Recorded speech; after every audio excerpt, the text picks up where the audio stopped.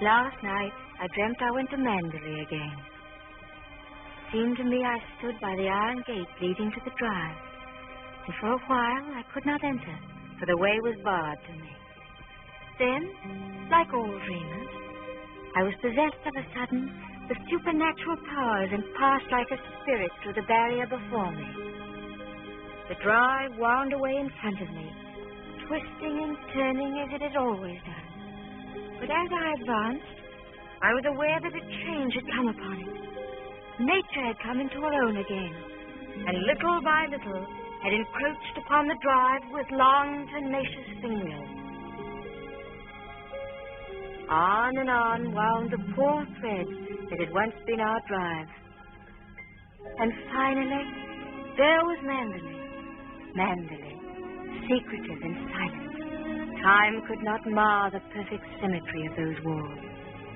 Moonlight can play odd tricks upon the senses, and suddenly it seemed to me that light came from the windows. And then a cloud came upon the moon, and hovered an instant like a dark hand before a face. The illusion went with it. I looked upon a desolate shell, with no whisper of the past about its staring walls. We can never go back to Mandalay again, that much is certain. But sometimes, in my dreams, I do go back to the strange days of my life, which began for me in the south of France.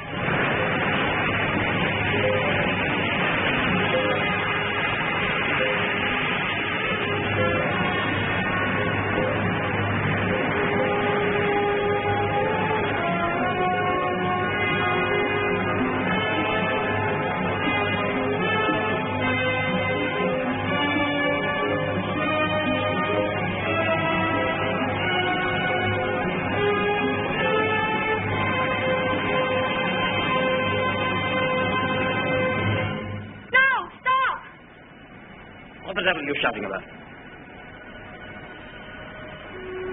Who are you? What are you staring at? I'm sorry, I didn't mean to stare, but I only thought... Oh, you did it. Well, what are you doing here? I was only walking. Well, get on with your walking. Don't hang about here screaming.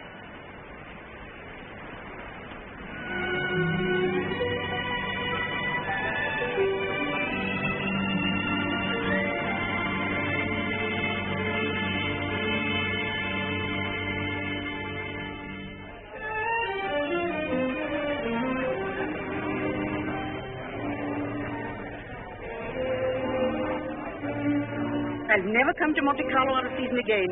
Not a single well-known personality in the hotel. Stone cold. Waiter, Gaston, call him. Tell him to get me some... Why, it's Max de Winter. How do you do?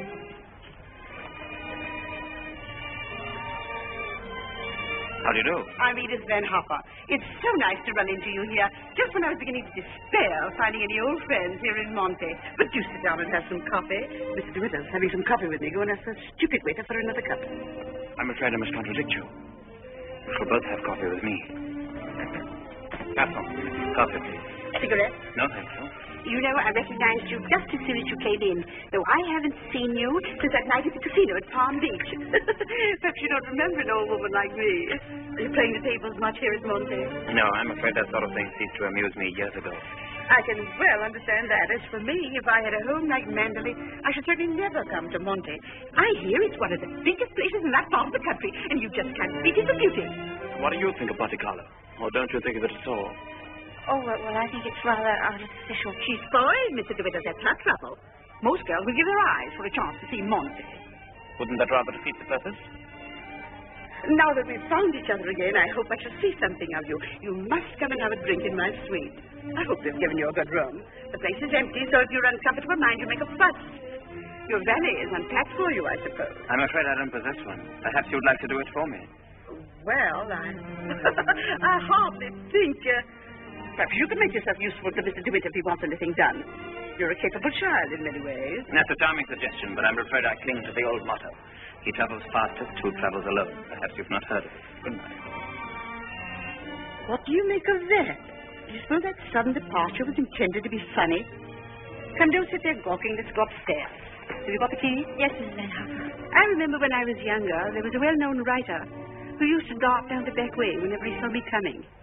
I suppose he was in love with me and wasn't quite sure of himself. Well, c'est la vie. By the way, my dear, don't think that I mean to be unkind, but you were just a teeny-weeny bit forward with Mr. Winter. Your effort to enter the conversation quite embarrassed me, and I'm sure it did him. Men loathe that sort of thing.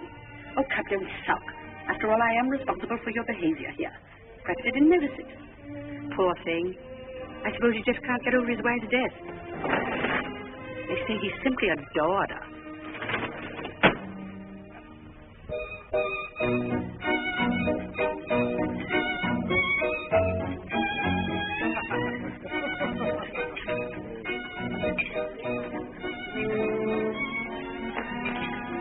Louise, go ahead, come. How awkward, isn't it? Oh, what a stupid thing to do. Oh, I'm so sorry. Please don't bother. It doesn't really matter. So leave that. Go and lay another plate on my table. Remember that we'll have lunch with me. Oh, but I couldn't possibly. Why not? Oh, well, please don't be polite. It's very kind of you, but I'll be all right if they just change the cloth. I wasn't being polite. I should have asked you to have lunch with me even if we hadn't upset the bar so clumsily. Come along. We needn't talk to each other if we don't feel like it. Well, thank you very much.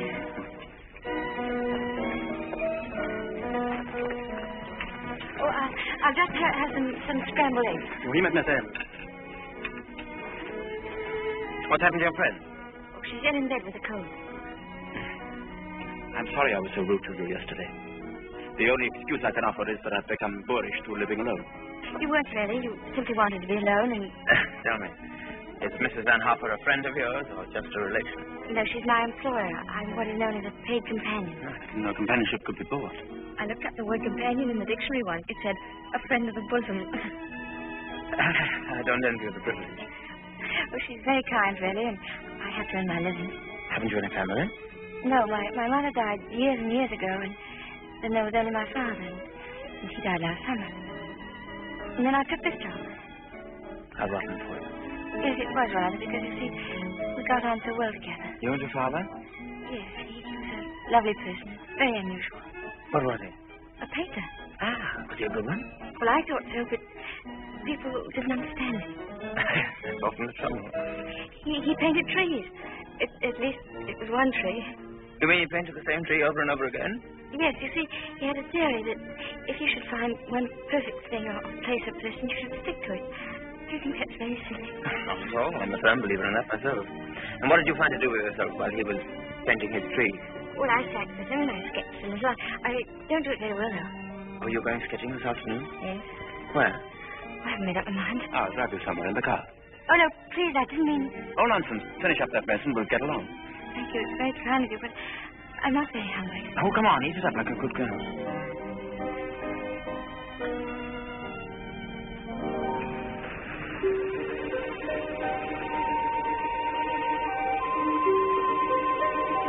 You've taken long enough for that sketch. I shall expect a really fine work of art.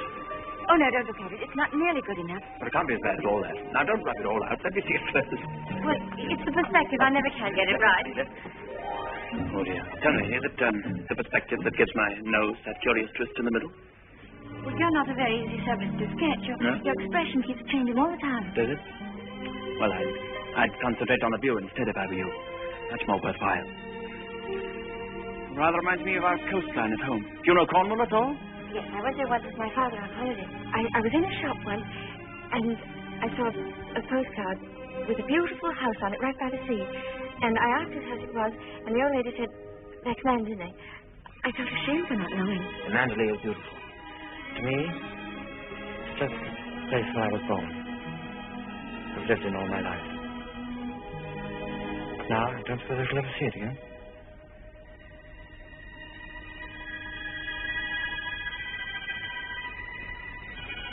We're lucky not to be home during the bad weather, aren't we?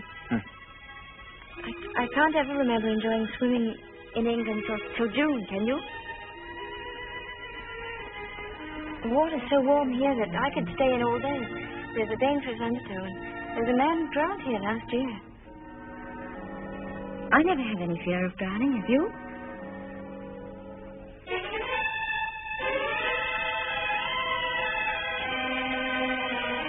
Come, I'll take you home.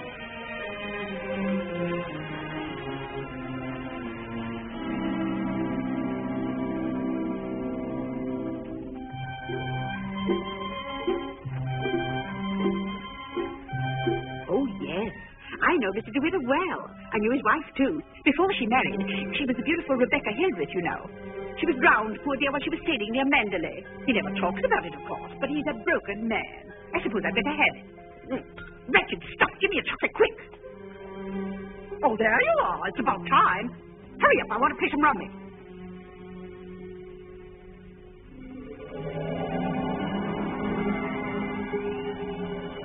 She was the beautiful Rebecca Hildreth, you know. They say he simply adored her. She was the beautiful Rebecca Hildreth, you know. I suppose he just can't get over his wife's death. She was the beautiful Rebecca Hildreth, you know. But he's a broken man. What's up? Well, where are you going? Oh, I thought I'd take a tennis lesson. Oh, I see. I suppose you've had a look at the pro, and he's desperately handsome. And you can see the schoolgirl's crush on him. All right, go ahead and make the most of it. Off duty? Well, yes, Mrs. Van Hopper's coached in the flow, so she's going to train nurse. I'm sorry for the nurse. You keen on tennis? No, not particularly. That's good. We'll go for a drive.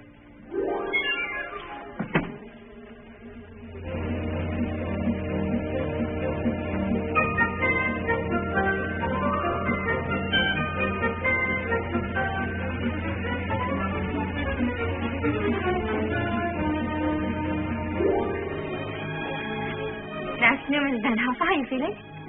You got on rather well with him, didn't you? That pro must have been teaching you other things than tennis. Hurry up, I want you to make some calls. Wonder if Mr. DeWitt is still in the hotel.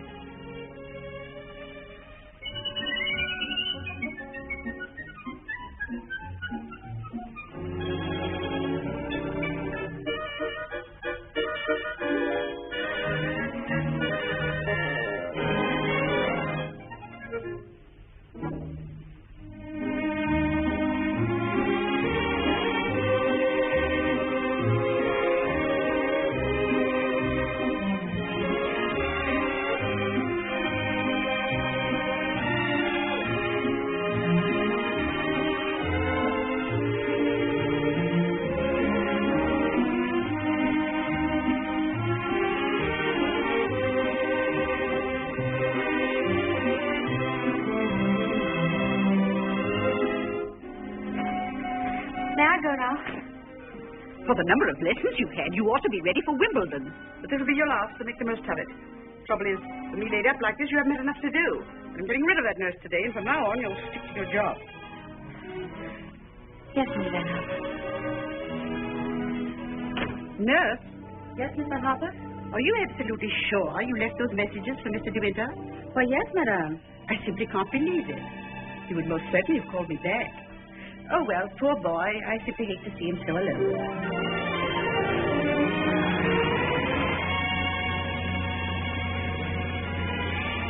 You know, I wish there could have been an invention that bottled up the memory like perfume. It never faded, never got stale. Then whenever I wanted to, I could uncork the bottle and live the memory all over again. And what particular moment in your young life would you want to keep?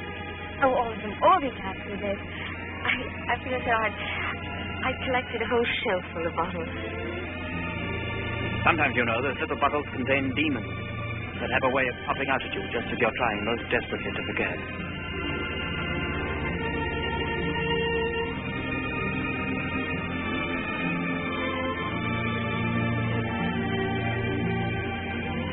Stop biting your nails. Oh, I wish I were a woman of 36, dressed in black satin with a string of pearls. You wouldn't be here with me if you were. Would you please tell me, Mr. Windsor, why you asked me to come out with you? Well, it's obvious that you want to be kind, but why do you choose me for your charity?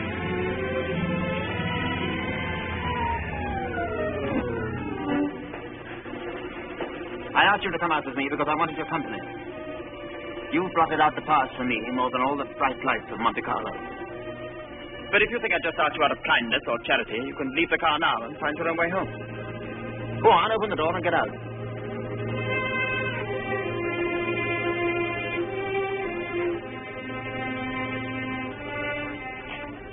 below your nose.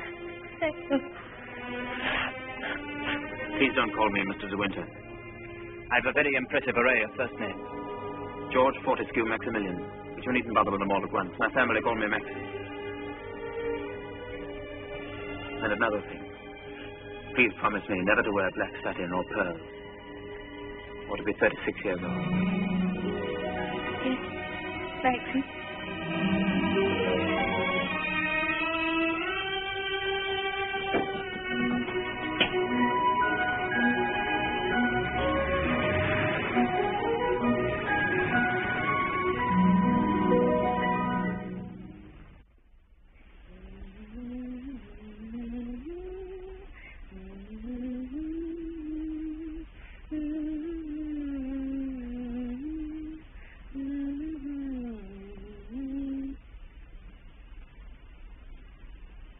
For the love of Pete, come here. What do you think? My daughter's engaged to be married. Oh, really? How nice. We must leave for New York at once. Get reservations on the Aquitania, and we'll take the 12:30 train for Cherbourg. Hurry up and get in and maybe help with the packing. We've no time to waste. Go on and do it. Mr. De Winter, please. Oh, he's gone out riding. He won't be back till noon. Oh. Give me the porter, please.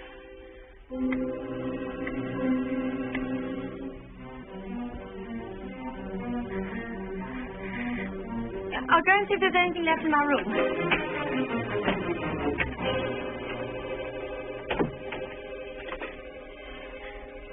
Has Mr. De Winter come in yet?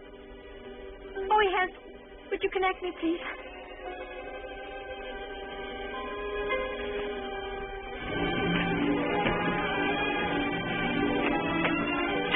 Oh, I was looking for my book. I suppose I packed. Well, come on. The car's waiting at the door.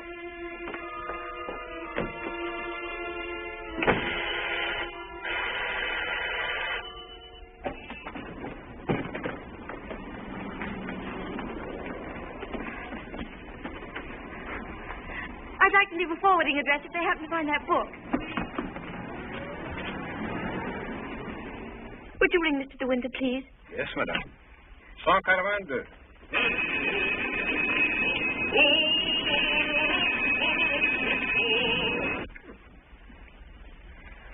There isn't any answer. Thank you. Tell her to hurry up. Yes, madame. I was looking for Mr. De Winter. Mr. De Winter just ordered breakfast in his room, mademoiselle.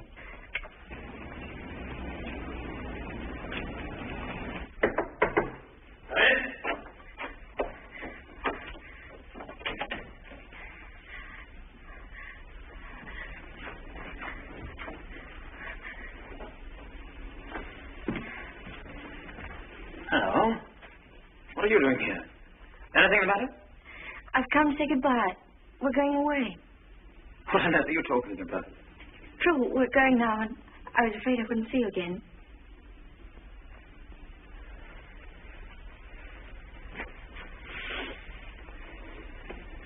Where's she taking you to? New York. I don't want to go. I shall hate it. I shall be miserable.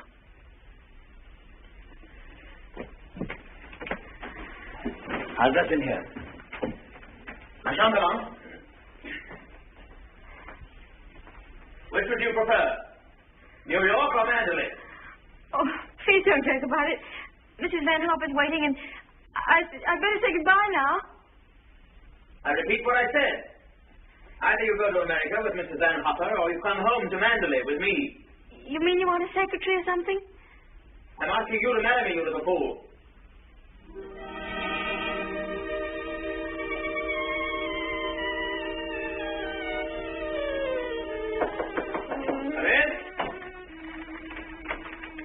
Is that my food? I'm famished. I didn't have no breakfast.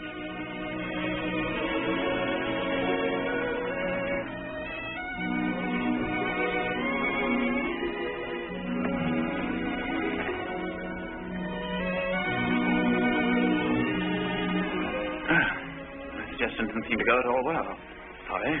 Oh, but you don't understand. It's that well, I'm not the sort of person men marry. What on earth do you mean? I don't belong in your sort of world, for one thing. Well, what is my sort of world? Oh, well, mandolin, you know what I mean. Well, I'm the best judge of whether you belong now or not.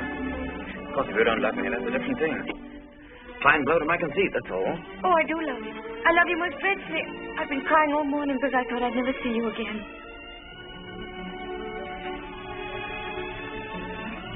Bless you for that. I'll remind you of this one day. You won't believe me. It's a pity you have to grow up.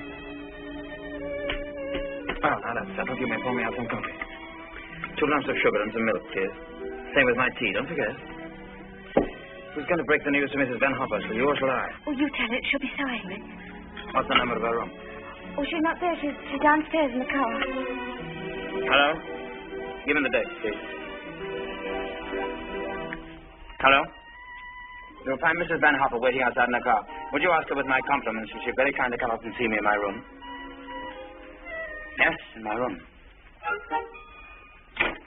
Mr. De Winter says, please, for you to come up to his room. Mr. De Winter?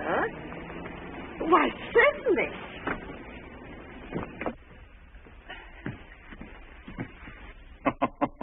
This isn't at all your idea of a proposal, is it?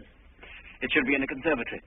You in a white frock with a red rose in your hand, and a violin playing in the distance, and I should be making violent love to you behind a palm tree. Poor darling. Never mind. Oh, I don't mind. Don't worry, don't worry. You won't have to say a word.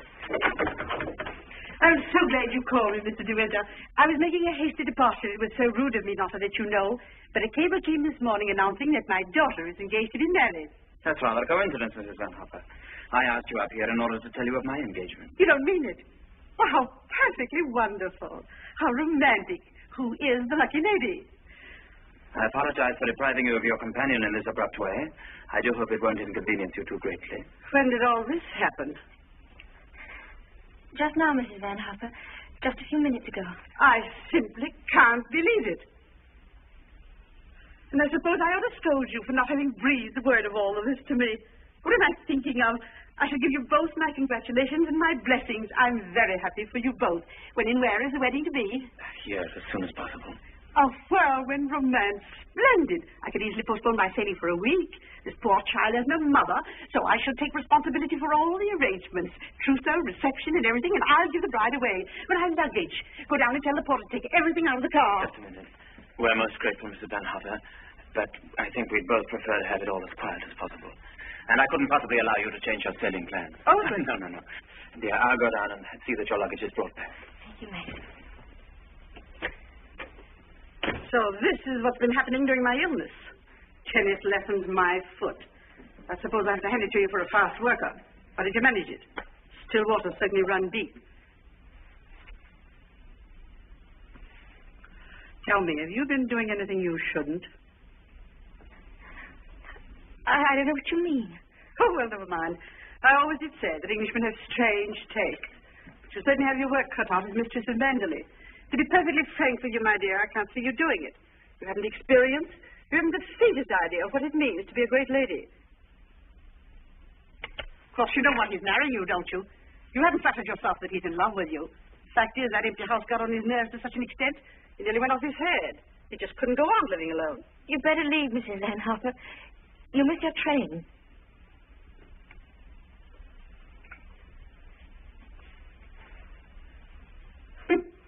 Mrs. De Winter.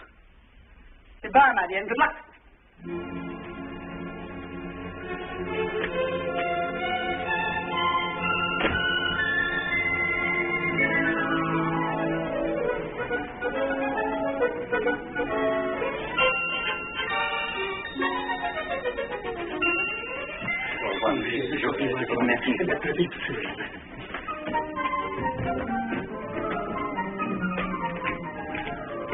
Monsieur, vous avez oublié votre carnet de mariage. Oh, he said I've forgotten the proof that we're married. Oh, good heavens.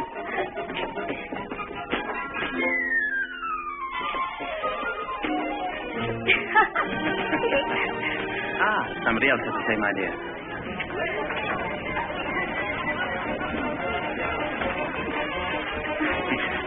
Isn't she sweet? Yes. You'd have liked a bridal veil, wouldn't you? Or at least...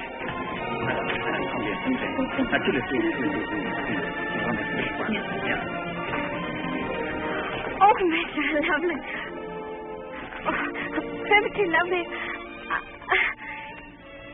Oh, perfectly lovely.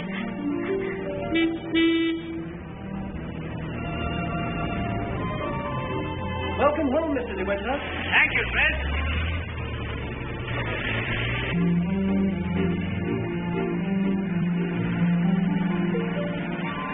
Cold, darling? Yes, just a little bit. There's no need to be frightened, you know. Just be yourself and they'll all adore you.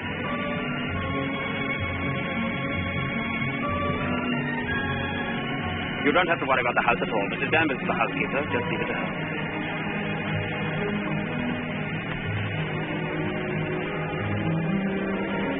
Hello. It's starting to rain. Better hurry up. Here, have this. Put this over your head. Thank you.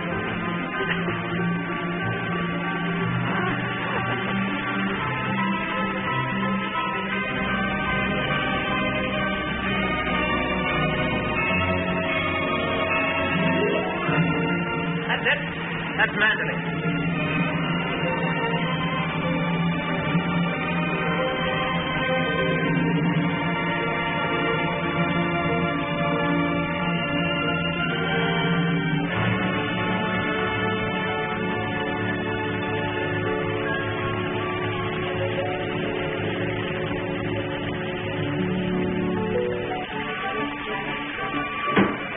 Here we are, Fred. Everybody well? Yes, thank you, sir. We're glad to see you home, sir. This is Mrs. De Winter, Fred. How do you do?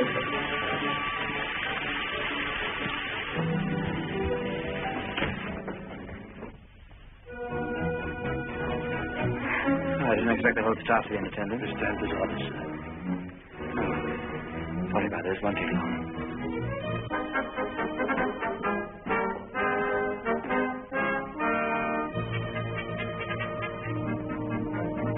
This is Mrs. Danvers. How do you do? How do you do? I have everything in readiness for you. That's very good of you. I didn't expect anything.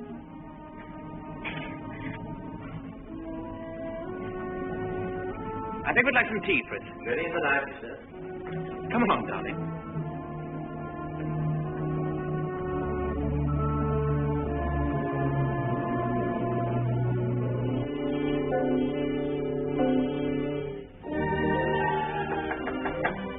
Oh, Maxim, come in.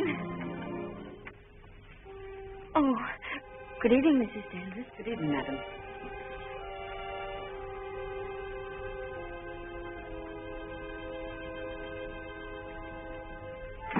I hope Alice was satisfactory, madam. Oh, yes, thank you. Perfectly. She's the parlour maid.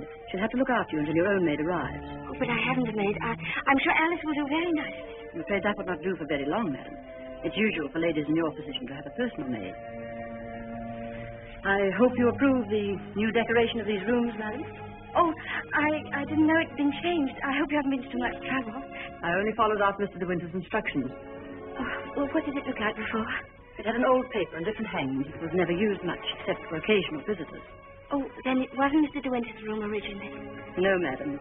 He's never used the east wing before. Of course, there's no view of the sea from here. The only good view of the sea is from the west wing. The room's very charming, and I'm sure I'll be comfortable. If there's anything you want done, madam, you have only to tell me. I suppose you've been at Manderley for many years, longer than anyone else. Not so long a strip. He was here when the old gentleman was living, when Mr. De Winter was a boy. I see, and you didn't come till after that. I came here when the first Mrs. De Winter was a bride. Mrs. Danvers, I do hope we'll be friends. You must be patient with me. This sort of life is new to me, and I do want to make a success of it and make Mr. De Winter happy, so I know I can leave all the household arrangements to you. Very well. I hope I shall do everything to your satisfaction, madam. I've managed the house since Mrs. De Winter's death, and Mr. De Winter has never complained.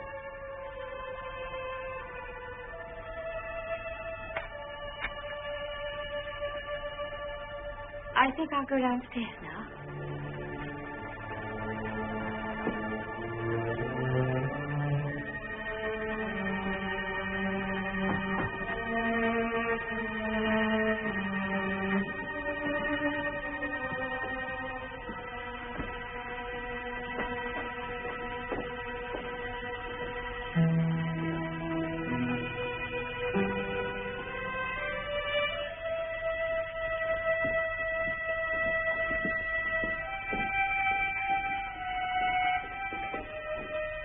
That room in the west wing I was telling you about is there through that door.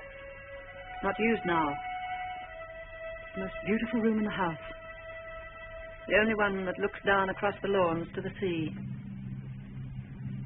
It was Mrs. De Winter's room.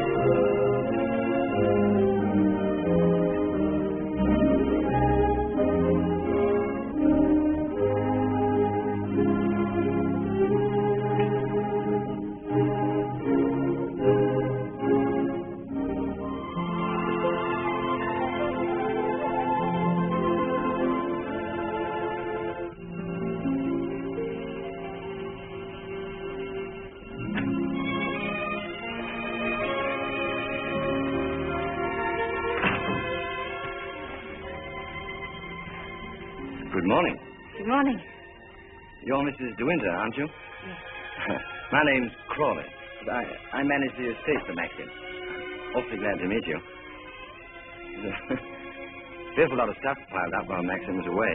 Yes, I'm sure there must have been. I do wish I could help with some of it. No, no. Frank never allows anybody to help him. Like an old mother hen with his bills and rents and taxes. Come on, Frank, we must go over to this place. I'll get my papers.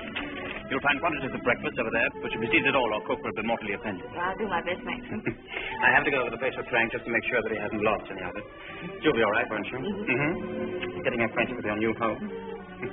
Have a look at the Times. There's a thrilling article on what's the matter with English cricket. Oh, yes. My sister Beatrice and her husband, Giles Lacey, have invited themselves over for lunch. Today? Yes. I suppose the old girl can't wait to look you over. You'll find her very direct. If she doesn't like you, she'll probably tell you so to your face. Don't worry, darling. I'll be back in time to protect you from her. Goodbye, darling. Goodbye, Maxim. Goodbye. Goodbye.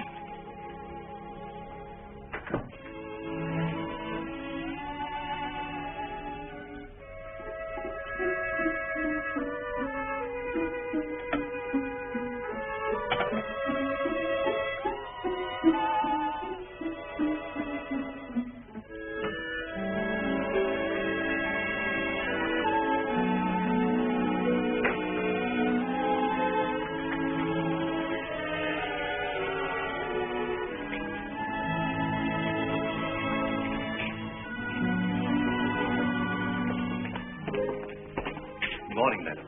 Good morning.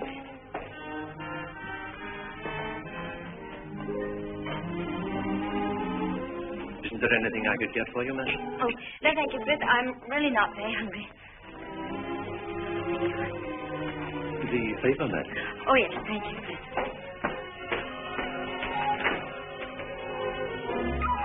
I slipped. Oh, thank you, Smith.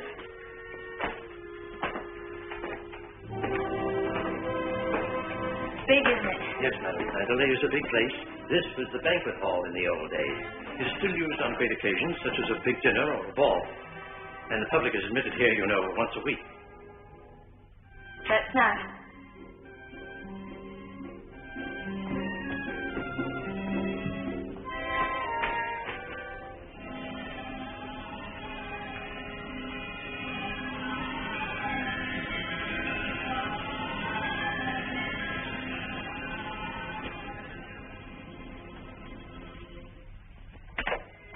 I beg pardon, madam. I'm afraid the fire is not usually lit in the library until the afternoon, but you'll find one in the morning room. Of course, if you wish this fire lit now, madam. Oh, no, Smith, I wouldn't dream. Mrs. De Winter, I mean the late Mrs. De Winter always did her correspondence and telephoning in the morning room after breakfast. Thank you, Smith.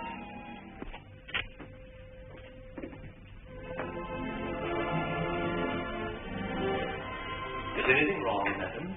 Oh, no. Which way is the morning room? Oh, it's that door there, on the left. Oh, yes, thank you.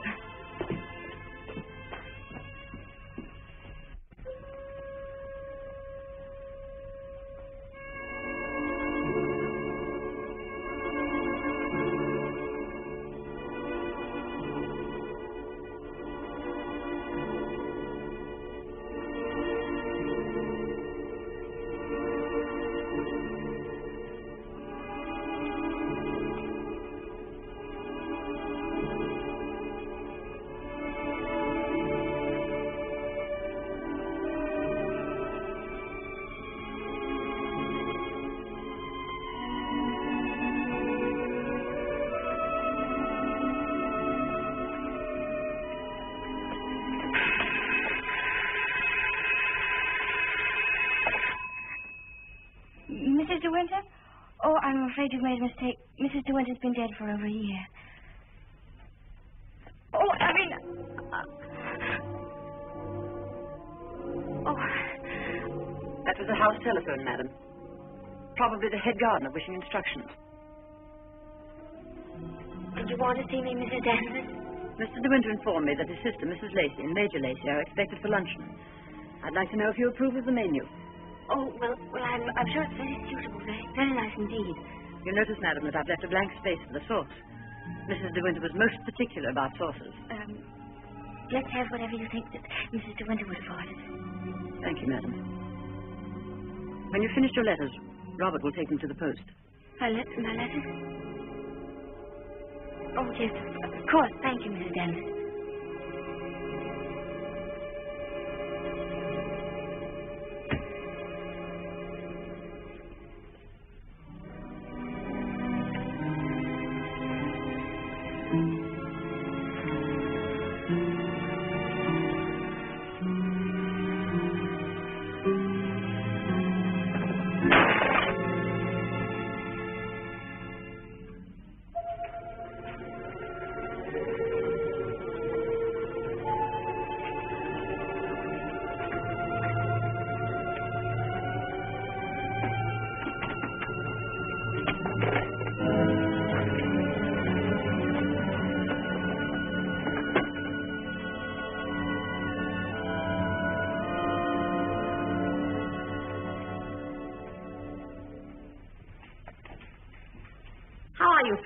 Good morning, Mrs. Lacey.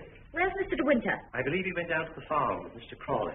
How tiresome of him not to be here when we arrive, and how typical.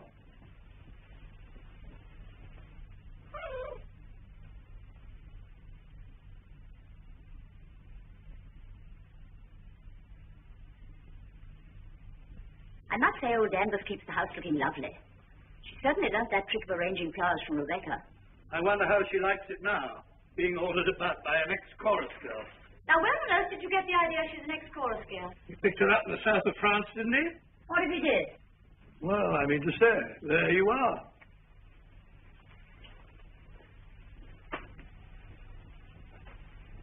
How do you do?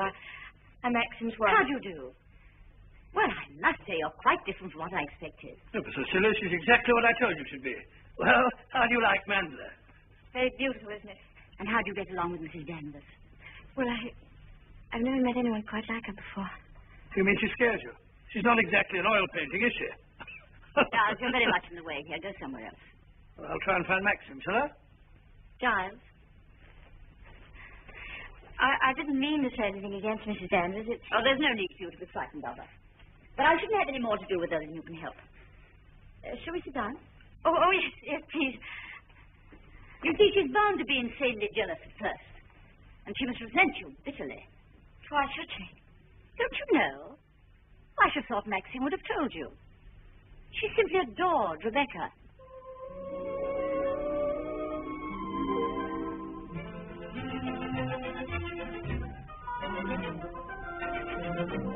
How are you, Robert? Quite well, thank you, madam. You having trouble with your teeth? Unfortunately, yes, madam. You should have them out. All of them. Wretched nuisance, these teeth. Thank you, madam. Faithful. Do you hunt? No, I don't. I'm afraid I don't even ride.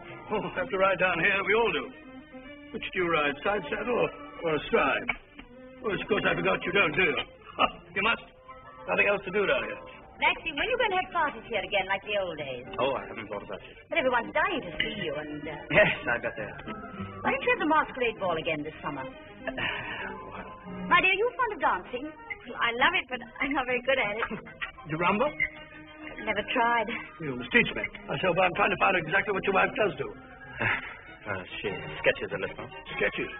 Not this modern stuff, I hope. You know, portrait of a lampshade upside down to represent a soul in torment. Don't fail, do you? No, I don't. Thank goodness for that. Huh?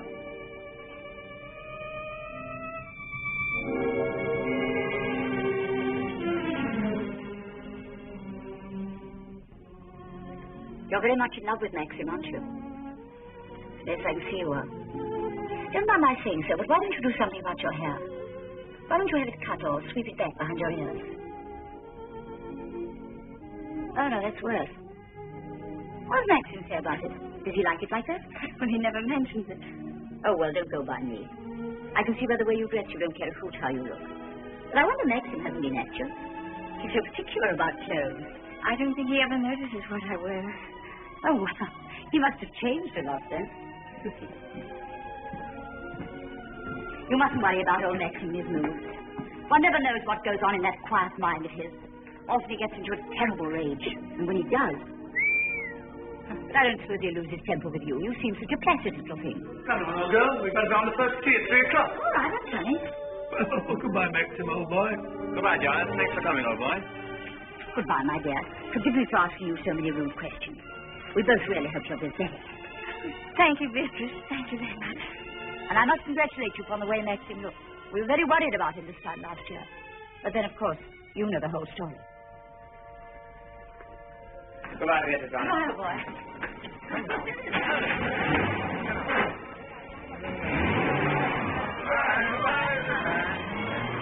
Well, thank heavens they've gone. Now we can have a walk about the place. Looks as though we might have a shower, but you won't mind that, will you? No, but wait a minute. I'll go upstairs and get a coat. No, there'll be a heap of mackintoshes from the flower room. Robert, run and get a coat from the flower room for Mrs. De Winter, will you?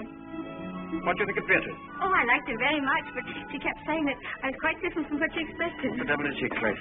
Oh, someone smarter and more sophisticated, I'm afraid. Oh.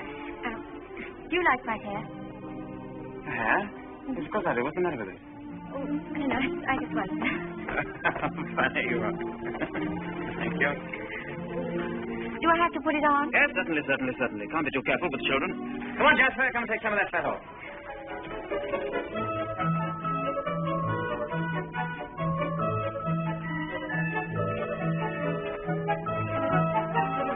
Jasper! Here, not that way. Come here. Where does that lead to? Oh, it leads to a little cove where we used to keep a boat. Oh, let's go down there. Well, no, it's a perfectly dull, uninteresting stretch of sand, just like any other. Oh, please. All right, we'll walk down and take a look if you really want to.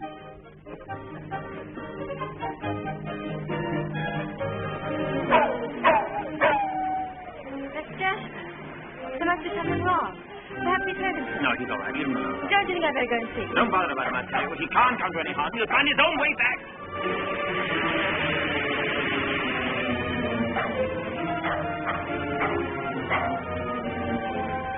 Jasper! Jasper! Oh, there you are.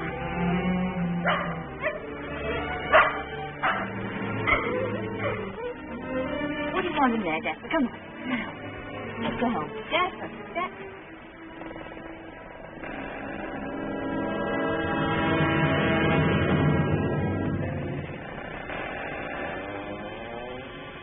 Oh. I didn't know that there was anybody. I know that dog. He comes from the house. He ain't yours. No, he's Mr. De Winter's dog. Have you anything I could tie him with?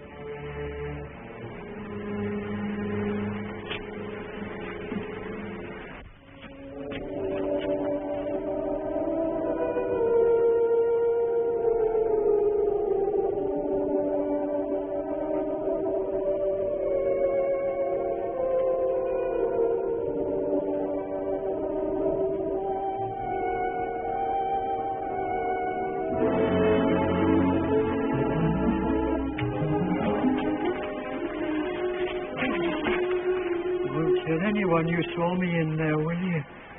Don't you belong on the estate? I wasn't doing nothing. I was just putting Michelle's away. She's gone in the sea, ain't she? She'll never come back no more. No, she'll never come back. Come on, Daddy.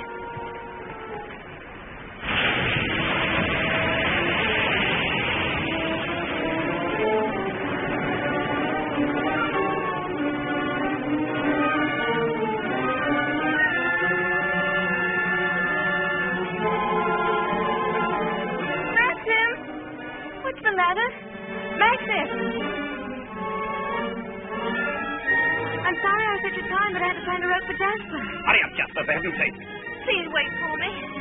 Maxim, what is it? You look so angry. You knew I didn't want you to go there, but you deliberately went. Why not? There was only a cottage down there and a strange man who... You didn't go into the cottage, did you? Yes, the door. Well, don't go there again, do you hear?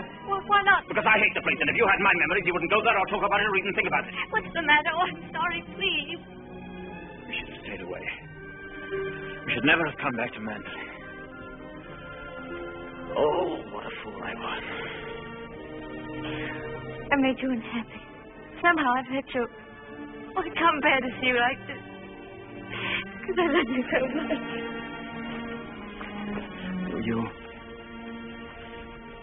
For you. I've made you cry. Forgive me. I sometimes seem to fly off the handle for no reason at all. Don't I? Come. We'll go home and have some tea and forget all about it. Yes, let's forget all about it. Here, let me have Jasper.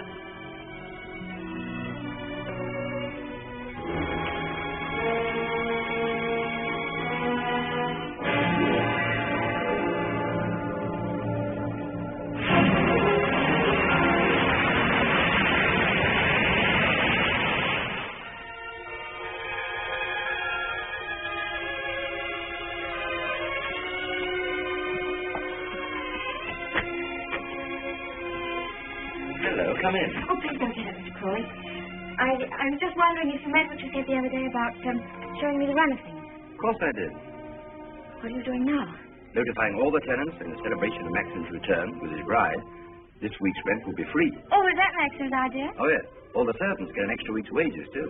Oh, he didn't tell me. Can't I help you? I could at least lick the stamps. Well, that's terribly nice of you. But won't you sit down? Oh, yes, thank you.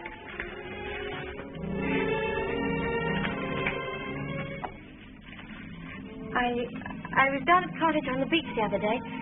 There was a man there, a queer sort of person. Jasper kept barking at him. Oh, yes. Must have been bad.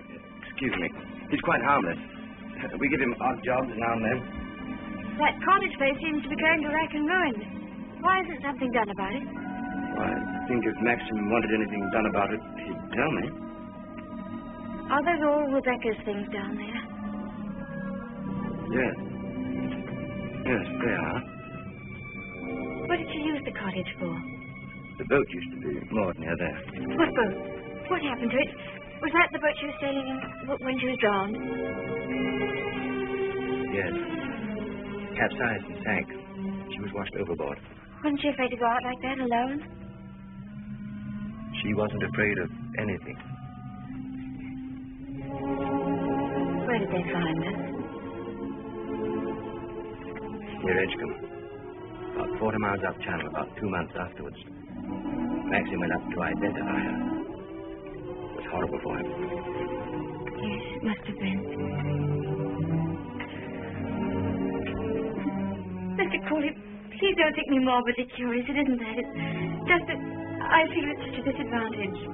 All the time, whenever I meet anyone, Maxim's sister or even the servants, I know they're all thinking the same thing. They're all comparing me with her, with Rebecca. Oh, you mustn't think that. I can't tell you how glad I am that you married Maxim. It's going to make all the difference to his life. And from my point of view, it's very refreshing to find someone like yourself who's not entirely in tune, shall we say, with Manderley. It's very sweet of you. I dare say I've been stupid, but every day I realize things that she had and that I lacked. Beauty and wit and intelligence and all the things that are so important in a woman. Her qualities that are just as important.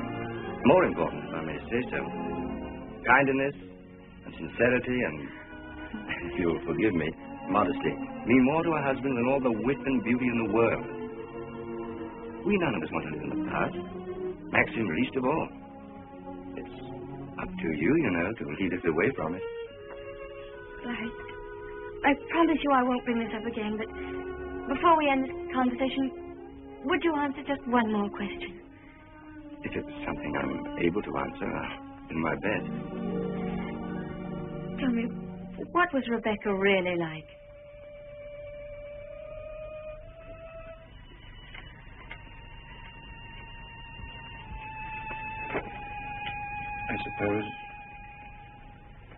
I suppose she was the most beautiful creature I ever saw.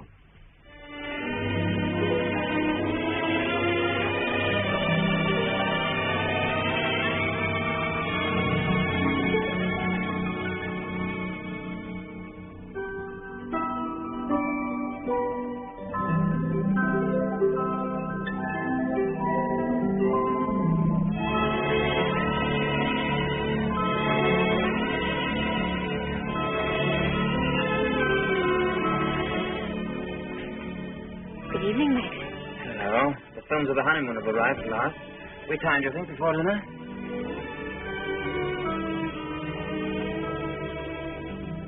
What on earth have you done to yourself? Oh, nothing. I just ordered a new dress from London. I hope you don't mind. Oh, no.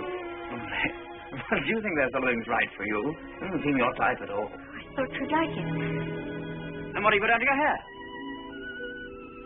Oh, I see. Oh, dear, oh, dear, oh, dear. I'm sorry. You look lovely, lovely. It's very nice. A change. Shall we see these pictures? Yes, I'd love to see them.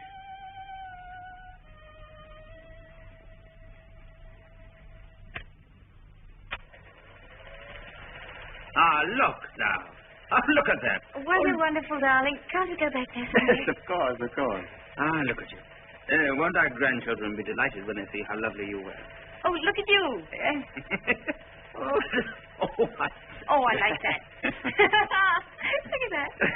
That's very nice. Oh, remember that. Yes. Oh, I wish our honeymoon could have lasted forever, Maxim. Oh, dash it, look. Oh, hang it. Threaded it up wrong as usual or something. Yes, Fred, what is it? Excuse me, sir. May I have a word with you? Yes. Come in. It's about Robert, sir. There's been a slight unpleasantness between him and Mrs. Danvers. Oh, dear. Robert is very upset. Oh, this is trouble. What is it? It appears that Mrs. Danvers has accused Robert of stealing a valuable ornament from the morning room. Robert denies the accusation most emphatically, sir. What was the thing, anyway? China Cupid, sir. Oh, dear. That's one of our treasures, isn't it? Well, tell Mrs. Danvers to get to the bottom of it somehow and tell her I'm sure it wasn't Robert. Very good, sir. Why do they come to me with these things? That's your job, sweetheart. Maxim, I wanted to tell you, but, I forgot. The fact is, I broke the China Cupid. You broke it? Now, why on earth didn't you say something about it when Fritz was here? I don't know. I didn't like to.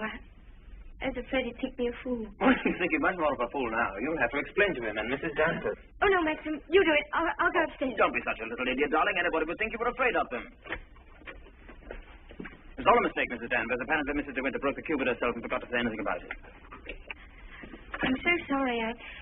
I never thought that I'd get Robert into trouble. Is it possible to repair the ornament, madam? No, I'm afraid it isn't. It was smashed into pieces.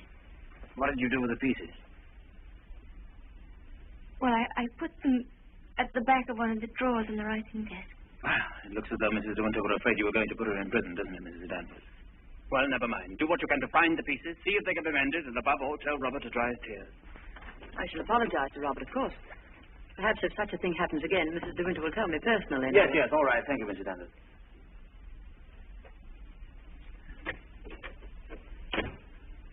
Well, I suppose that clip will hold all right. I don't know.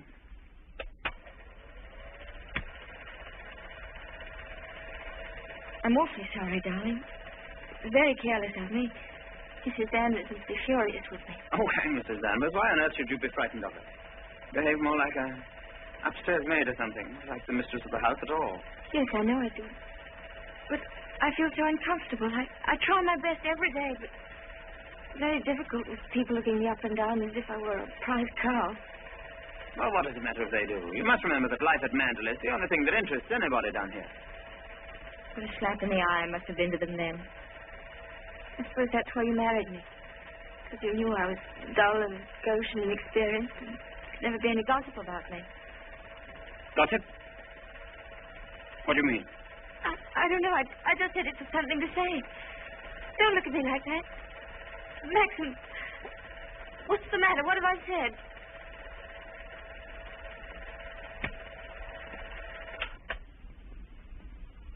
Wasn't a very attractive thing to say, was it? No. It was rude, hateful.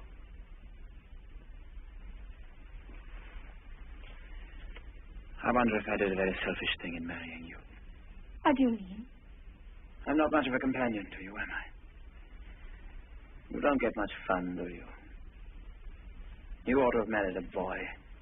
Someone of your own age. Maxim, why do you say this? Of course we're companions. Are we? I don't know. I'm very difficult to live with. No, you're not difficult. You're easy, very easy. Our marriage is a success, isn't it? A great success? We're happy, aren't we? Terribly happy.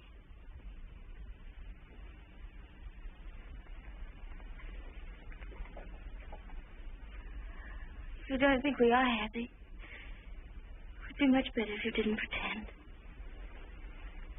I'll go away. Why don't you answer me? How can I answer you when I don't know the answer myself? If you say we're happy, let's leave it at that. Happiness is something I know nothing about.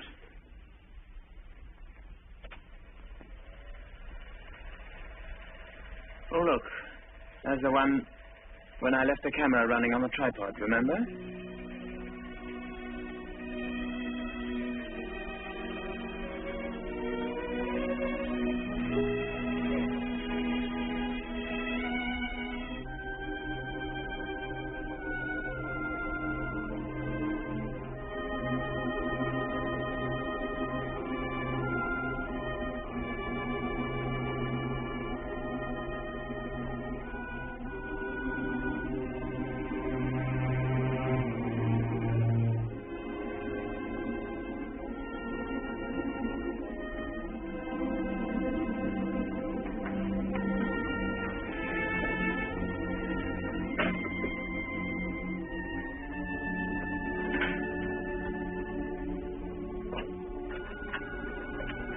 Pardon me, madam. Is there anything I can do for you?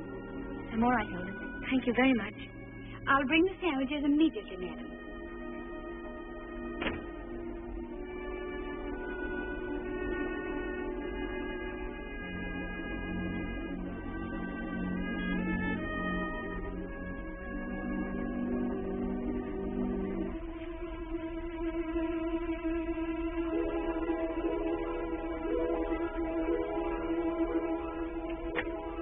Hilda, Yes, madam? the West Wing. Nobody ever uses it anymore, do they? No, madam. Not since the death of Mrs. De Winter.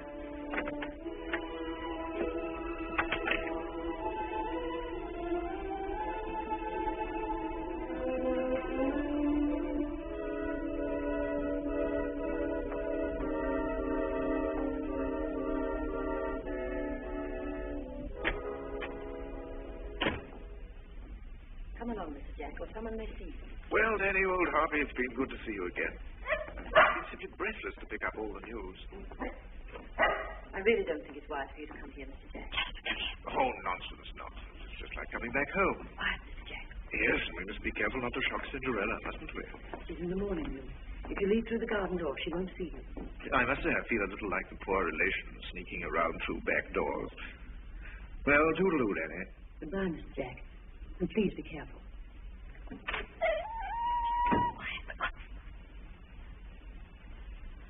Looking for me? Oh, I didn't make you jump, did I? No, of course not. I didn't quite know who it was. Yes.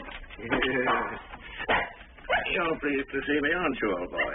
I'm glad there's someone in the family to welcome me back to Manderley. And, how is dear old Max? Very well, thank you. I hear he went up to London, left his little bride all alone. It's too bad. You're rather afraid that somebody might come down and carry you off. Danny, all your precautions were in vain. The mistress of the house was hiding behind the door. Oh, what about presenting me to the bride? This is Mr. Papel, madam. How do you do?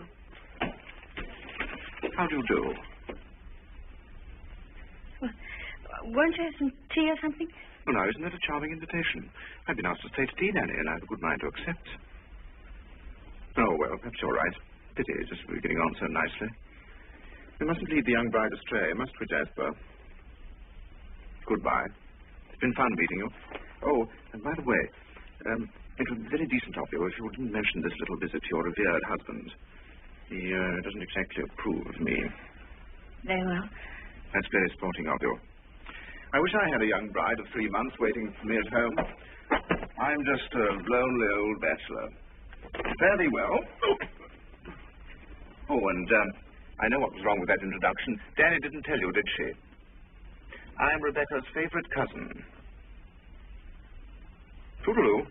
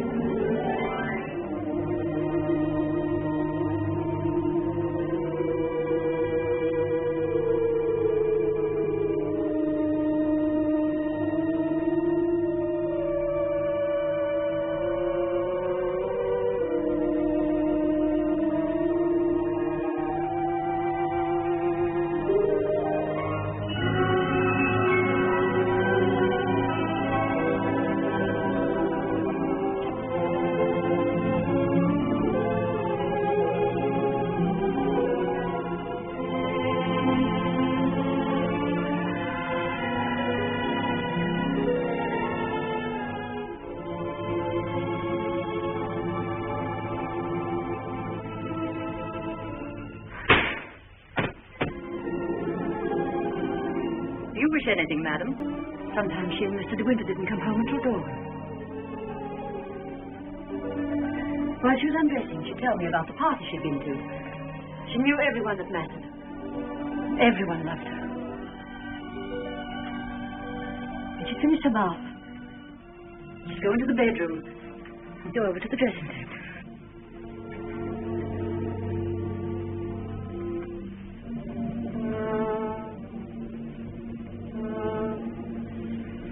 Oh, you've moved her brush, haven't you? There, that's better. Just as she always laid it down. Come on, Danny. Hair drill, she would say. I'd stand behind her like this and brush away for 20 minutes at a time. And then she would say, "Good night, Danny," and step into her bed.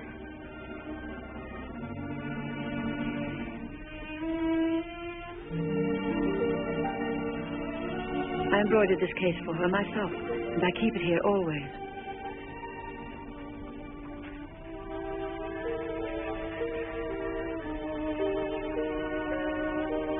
Did you ever see anything so delicate?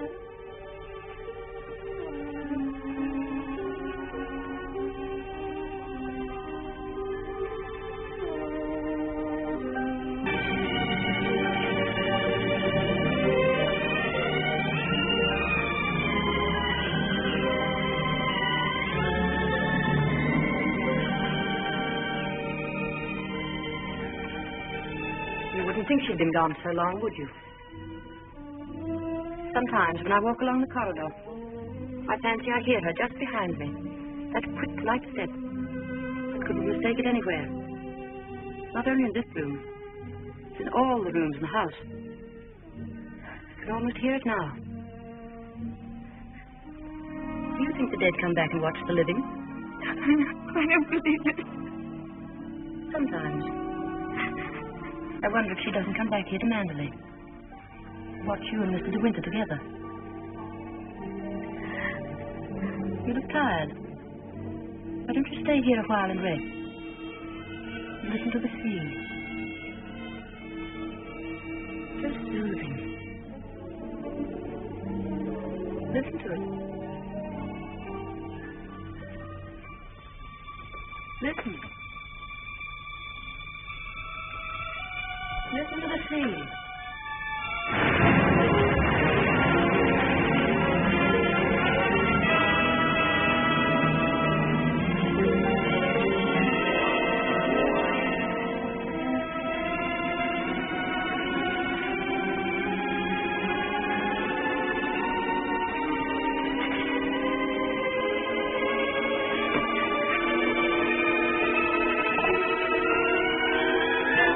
Mrs. Danvers, I wish to see her immediately.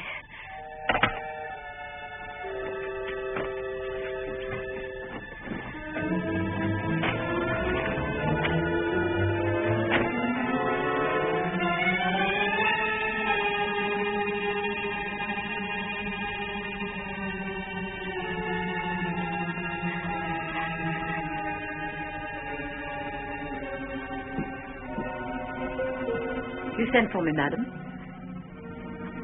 Yes, Mrs. Danvers. I want you to get rid of all these things. These are Mrs. De Winter's things.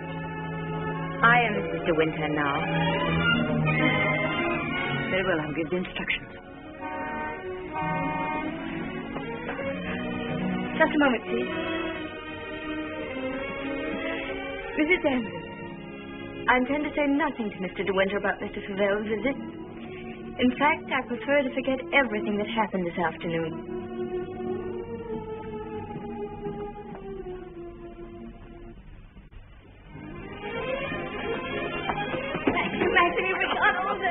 Choking.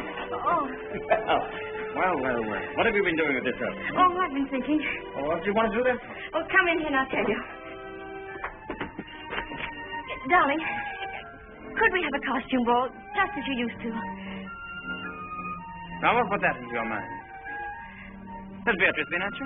No, but I feel that we ought to do something to make people feel that Mandalay is just the same as it always was. Oh, please, darling, could we? You don't know what it would mean, you know. You would have to be a hostess to hundreds of people. All the county. And a lot of young people will come up from London and turn the house into a nightclub. Oh, yes, but I want to. Oh, please. I've never been to a large party, but I could learn what to do, and I promise you wouldn't be ashamed of me.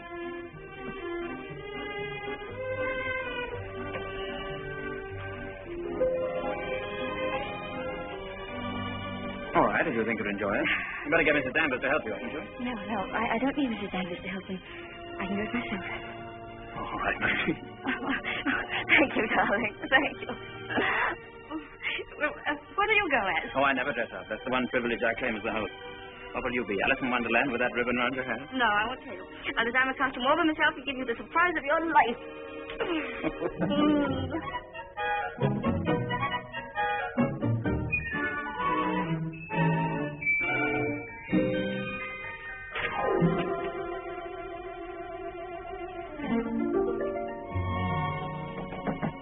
Come in.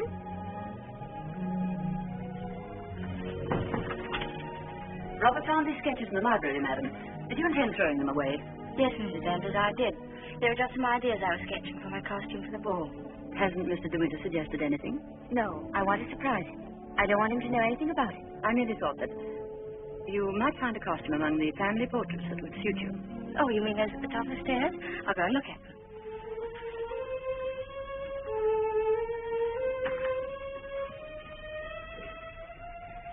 This one, for instance, might have been designed for you. I'm sure you could have a copy. I've heard Mr. De Winter say that this is his favourite of all the paintings. It's Lady Caroline De Winter, one of his ancestors. Oh, well, that's a splendid idea, Mrs. Danvers. I'm very grateful.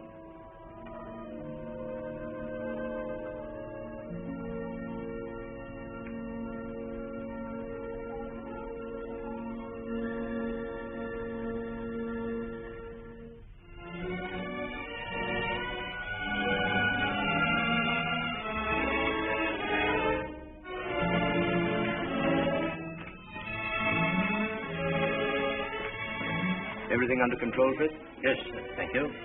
Excuse me, sir. Are you supposed to be a schoolmaster? Oh, no. This is just my old cap and gown. Certainly makes a very nice costume, sir. And economical, too. Oh, yes, that was the idea.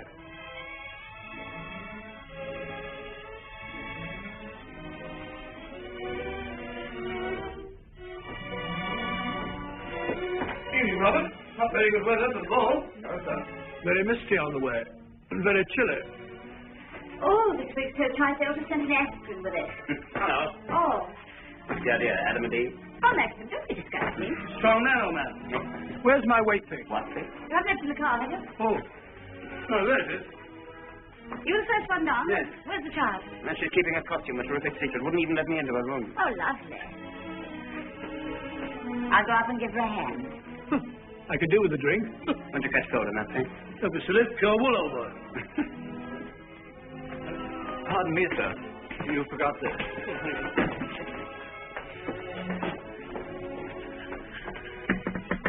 Here I am, dear. It's Bee. I've come to give you a hand. Oh, please don't come in, Beatrice. I don't want anyone to see my costume. Oh. Oh, well, you won't be long, will you? Because the first people will be arriving any moment. Now, you're sure that's where that should be? Yes, madam. Just right. Oh, isn't it exciting? Indeed it is, madam. I've always heard of the Mandalay Ball. Now I'm really going to see one. Sure, there'll be no one there to touch you, madam. Do you really think so? Now, where's that hat? Now, you're sure I look all right? You look ever so beautiful. Well, there goes.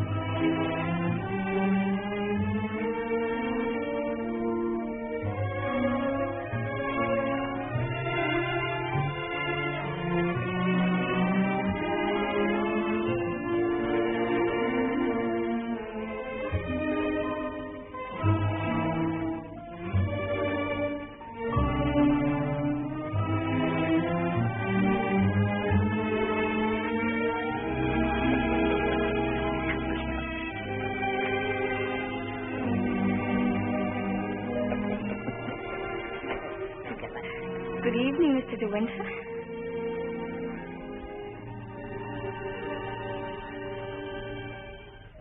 What the devil do you think you're doing? But it's the picture, the one in the gallery. What is it? What have I done?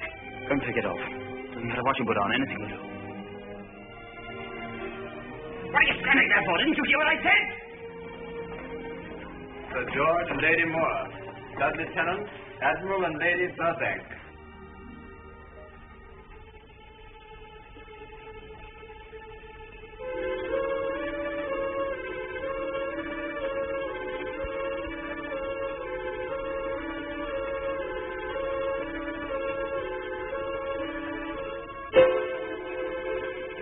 I watched you go down, just as I watched her a year ago. Even in the same dress, you couldn't compare. You knew it. You knew that she was, and yet you deliberately suggested I wear it. Why do you hate me? What have I done to you that you should ever hate me so? You tried to take her place. You let him marry you. I've seen his face, his eyes.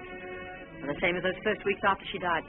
I used to listen to him, walking up and down, all night long, night after night, thinking of her, suffering torture because he'd lost her. You wasn't right. I wasn't, no. You thought you could be Mrs. De Winter, live in her house, walk in her steps, take the things that were hers, but she's too strong for you. You can't fight her. No one ever got the better of her. Never, never. She was beaten in the end, but it wasn't a man, it wasn't a woman. It was the sea. Stop it. Stop it. Oh, stop it.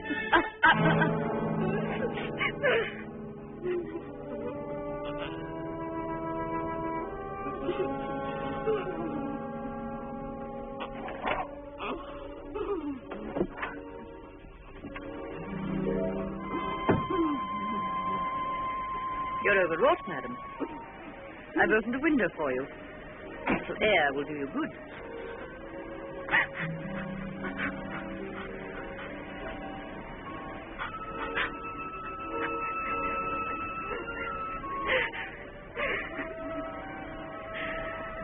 Why don't you go?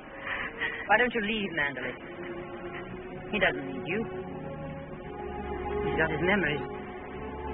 He doesn't love you. He wants to be alone again with her. You've nothing to stay for. You've nothing to live for, really, have you? Look down there. It's easy, isn't it? Why don't you? Why don't you?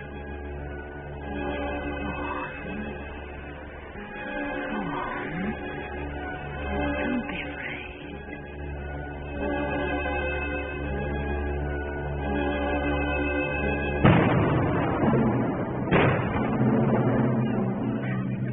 Shipwreck! Ship on the rock! Ship is down! Taking up jockey! Shipwreck! Come on, everybody! Down to the bed! Notify the Coast Guard! She's aground! Ship ashore! Come on, everybody! Come on! Maxim!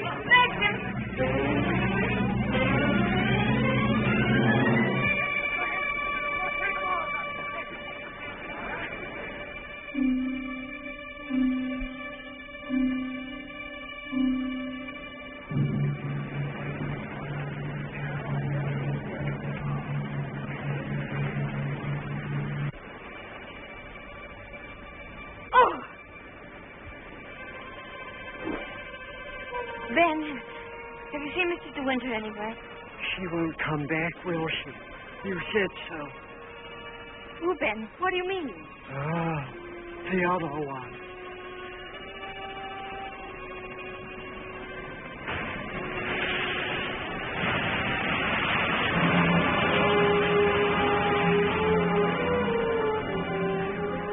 Frank, have you seen Maxim anywhere? Not since about half an hour ago.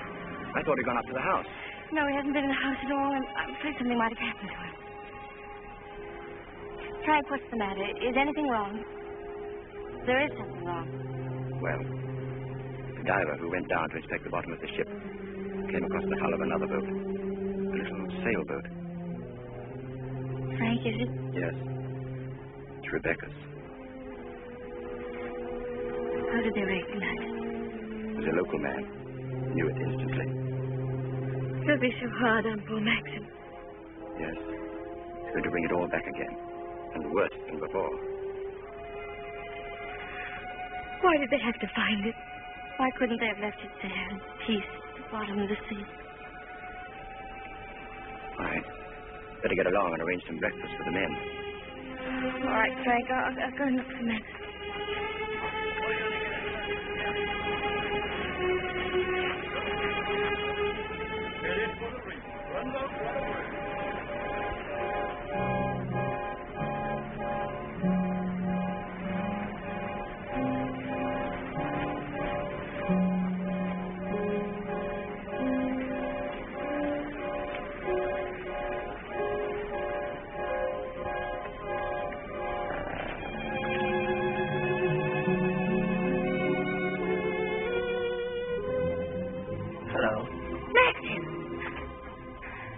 You haven't had any sleep.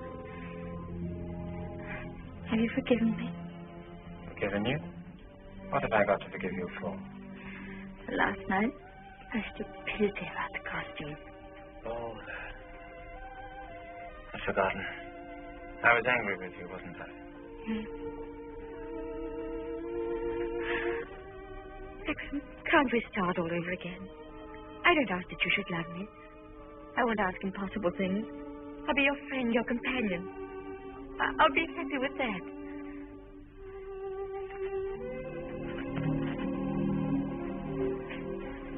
You love me very much, don't you?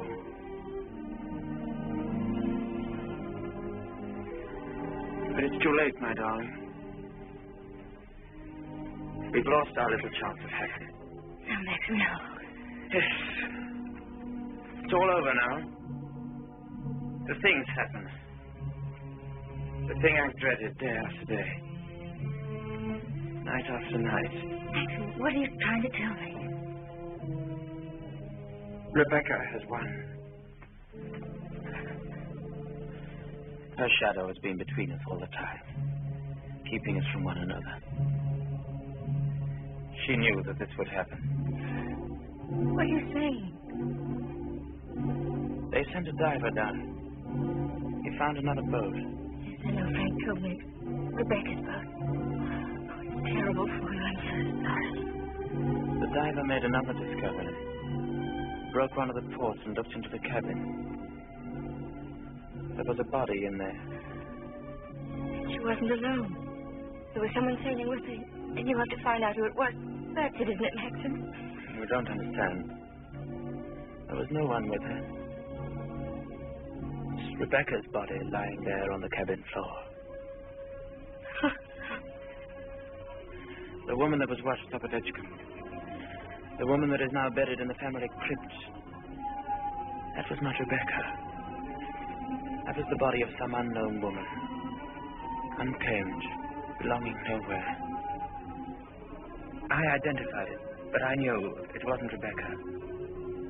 It was all a lie. I knew where Rebecca's body was. Lying on that cabin floor on the bottom of the sea. How did you know, Max? Because I put it there.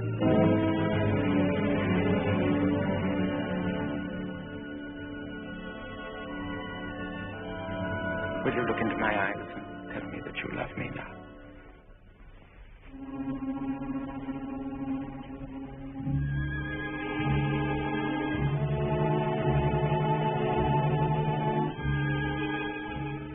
See? I was right. It's too late.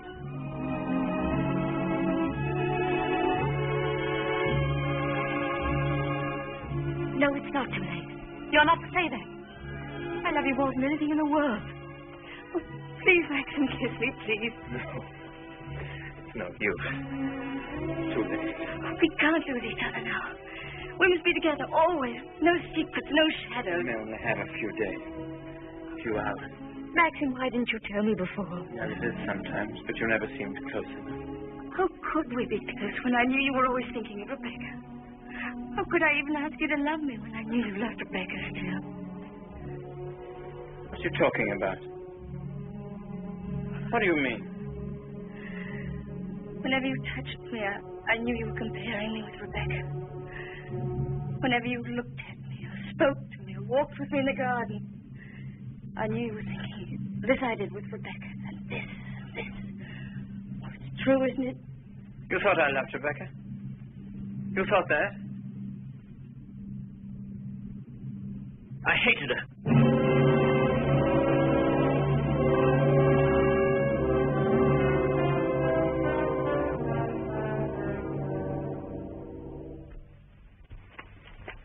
Oh, I was carried away by her.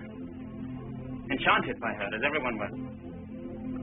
And when I was married, I was told I was the luckiest man in the world. She was so lovely. So accomplished. So amusing. She's got the three things that really matter in a wife, everyone says. Reading, brains, and beauty. And I believed them. Completely.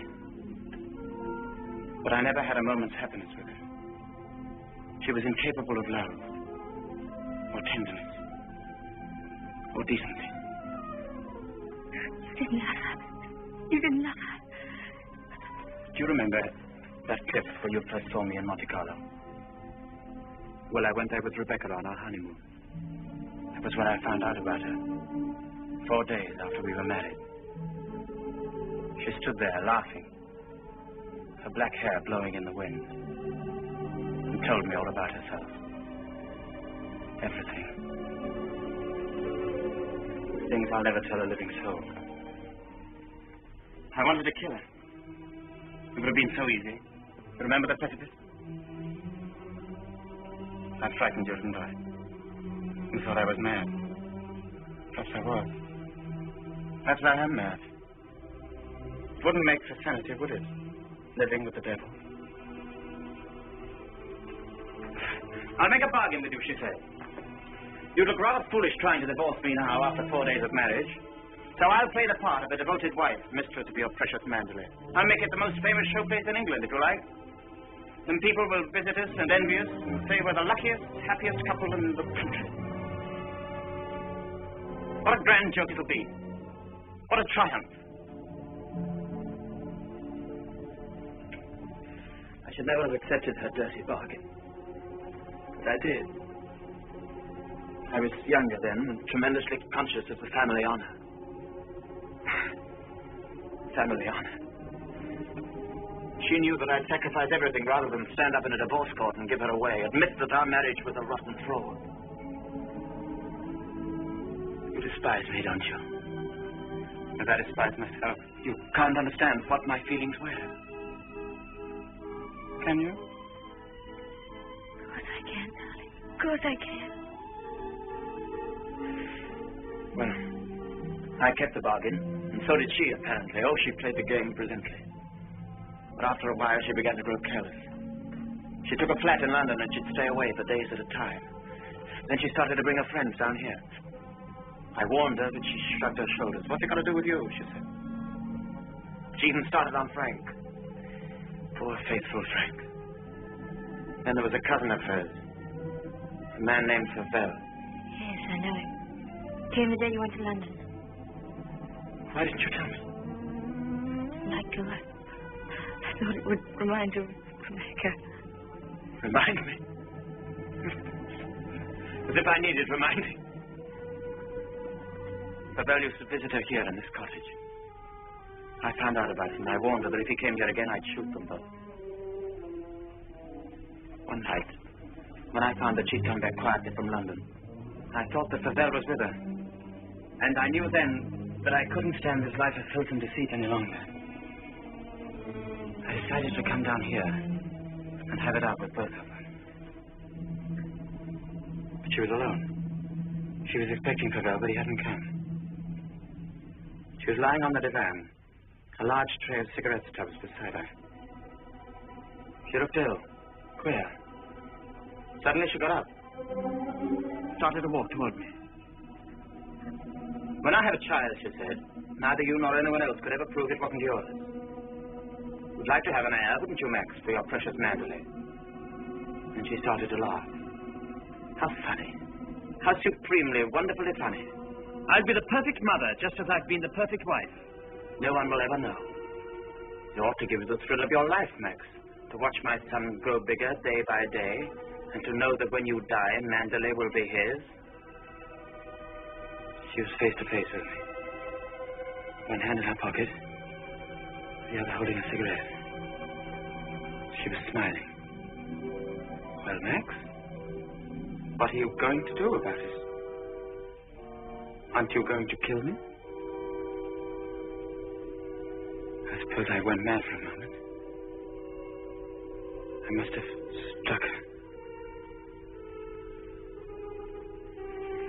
She stood staring at me. She looked almost triumphant. Then she started toward me again, smiling. Suddenly she stumbled and fell.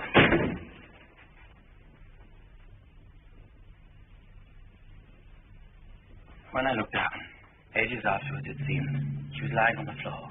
She'd struck her head on a heavy piece of ship's tackle. I remember wondering why she was still smiling. And I realized she was dead. But you didn't kill her. It was an accident. Who would believe me? I lost my head. I just knew I had to do something. Anything. I carried her out to the boat. It was very dark. There was no moon. I put her in the cabin. When the boat seemed a safe distance from the shore, I took a spike and drove it again and again through the planking of the hull. I had opened up the sea cocks and the water began to come in fast. I climbed over into the dinghy and pulled away.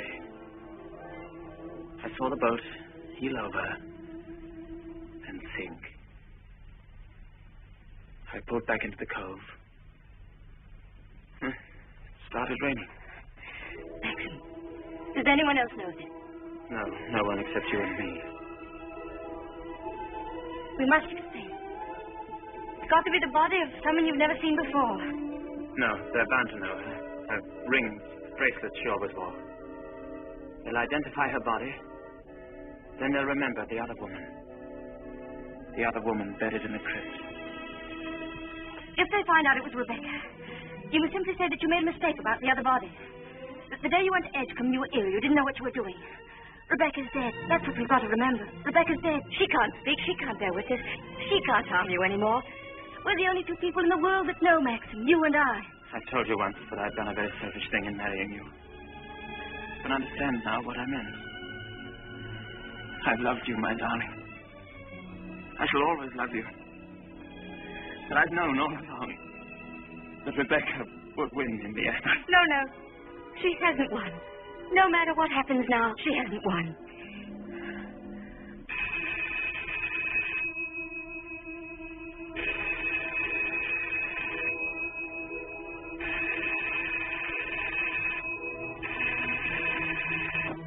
Hello? Hello, Frank. Hello, Frank. Yes. Who? Colonel Julian? Yes, tell him I'll meet him there as soon as I possibly can. Huh? Well, say, we could talk about that when we're sure about the matter. What's happened? Colonel Julian called. He's the chief constable of the county. He's been asked by the police to go to the mortuary. He wants to know if I could possibly have made a mistake about that other body.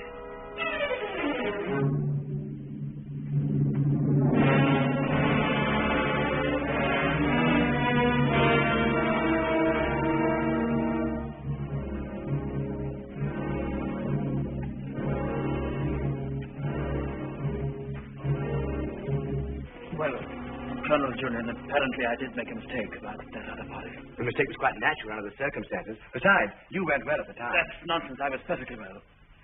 Oh, don't let it worry you, Maxim. Nobody can blame you for making a mistake. Vicky, you've got to go through the same thing all over again. What do you mean? Well, it had to be another inquest, of course. Same formality and red tape. Oh. Wish you could be spared the publicity of it, but I'm afraid that's impossible. Oh, yes. Publicity. I suppose Mrs. De Winter went below for something, and the squall hit the boat with nobody at the helm. I imagine that's about the solution of it, don't you think so, Crawley? Oh, yes. Probably the door jammed and she couldn't get on deck again. Yeah. Tad, boat builder, will undoubtedly come to some such conclusion. Why, what would he know about it? Well, he's examining the boat now. Purely as a matter of routine, you know. I'll be at the inquest tomorrow, Maxim. Quite unofficially, you know. We must get together for a game of golf when it's all over, eh? Bye-bye.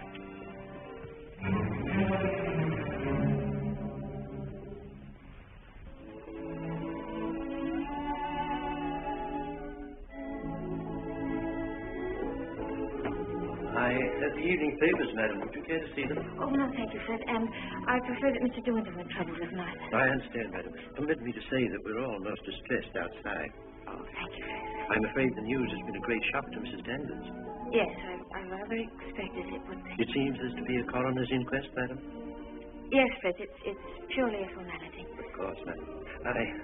I wanted to say that if any of us might be required to give evidence, I should be only too pleased to do anything that might help the family.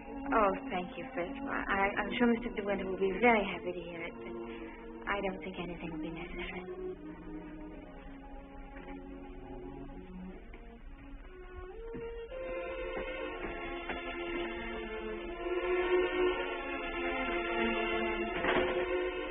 Maxim. Hello, darling.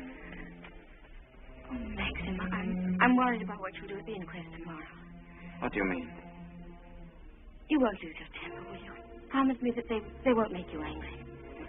All right, darling. I promise. No matter what he asks you won't lose your head. Don't worry, dear. They can't do anything at once, can they? Then we've a little time left to be together. Yes. I want to go to the inquest with you. I'd rather you didn't, darling. I can't wait here, love. I promise you I won't be in any trouble for you. And I must be near you so that no matter what happens, we won't be separated for a moment. All right, dear. I don't mind this whole thing, except for you. I can't forget what it's done to me. I've been thinking of nothing else since it happened. It's gone forever. That funny, young, lost look I loved won't ever come back. I killed that when I told you about Rebecca. It's gone. In a few hours, you've grown so much older.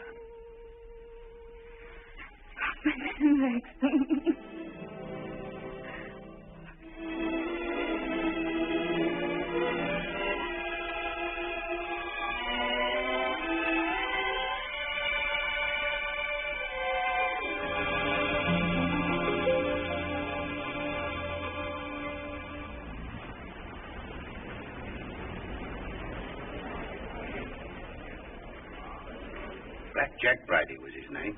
The most important arrest I ever made. It must have been about 2 years ago now. Of course, there was no doubt about it.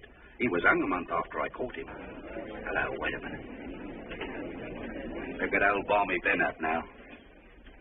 You remember the late Mrs. De Winter, don't you? She's gone. Yes, we know that. She went in the sea. The sea got her. That's right. Now, we want you to tell us whether you were on the shore that last night she went sailing. Eh? Were you on the shore that last night she went out when she didn't come back? I didn't see nothing. I don't want to go to the asylum. Them cruel folks there. Now, nobody's going to send you to the asylum. All we want you to do is to tell us what you saw. I didn't see nothing. Come. Did you see Mrs. De Winter get into her boat that last night? I don't know nothing. I don't want to go to the asylum. Very well, you may go. You may go now. Mr. Tad. Yes, sir. Step forward, please. Just don't think of this call. I do. The late Mrs. De Winter used to send her boat to your shipyard for reconditioning. That's right, sir. Can you remember any occasion when she had any sort of accident with the boat? No, sir. I often said Mrs. De Winter was a born sailor. Now, when Mrs. De Winter went below, as is supposed, and a sudden gust of wind came down, that would be enough to capsize the boat, wouldn't it? Excuse me, sir, but there's a little more to it than that. Well, what do you mean, Mr. Tabb? I mean, sir, the seacocks. What are the seacocks? Oh, well, the seacocks are the valves to drain out the boat. They're always kept tight closed when you're afloat. Yeah? Well, yesterday, when I examined that boat, I found they'd been open. Well, what could be the reason for that? Just this. That's what flooded the boat and sunk her. Are you implying? That boat never capsized at all. I know it's a terrible thing to say, sir, but in my opinion, she was scuttled. And there's them holes. What holes? You know, planking. What are you talking about? Of course, that boat's been underwater for over a year. And tide's been knocking her against the ridge. But it seemed to me, them holes looked as if she'd made them from the inside. Then you believe she must have done it deliberately? Couldn't have been no accident. Not with her knowledge of boats. You knew the former Mrs. De Winter very well, I believe. Oh, yes. Would you believe her capable of suicide? No. Frankly, I would not. You never can tell. You may stand down, Mr. Tabb. Mr. De Winter, please.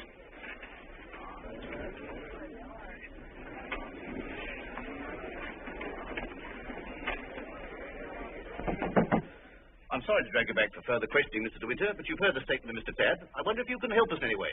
I'm afraid not. Can you think of any reason why there should be holes in the planking of the late Mrs. De Winter's boat? Well, of course I can't think of any reason.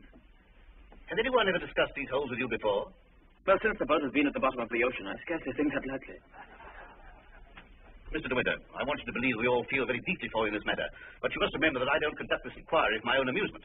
That's rather obvious, isn't it? I hope that it is. Well, since Mrs. De Winter went sailing alone, are we to believe that she drove those holes herself? Well, you may believe what you like.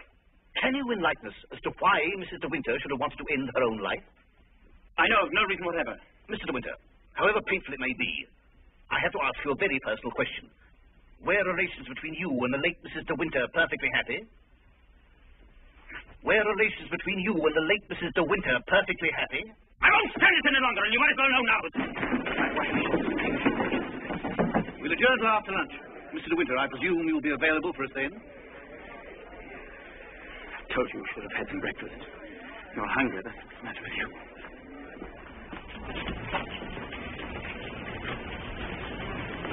Mr. Fritz thought you might like to have some lunch from the house and sent me with it. Oh, that's fine, Madam. Can you pull around the corner? Very good.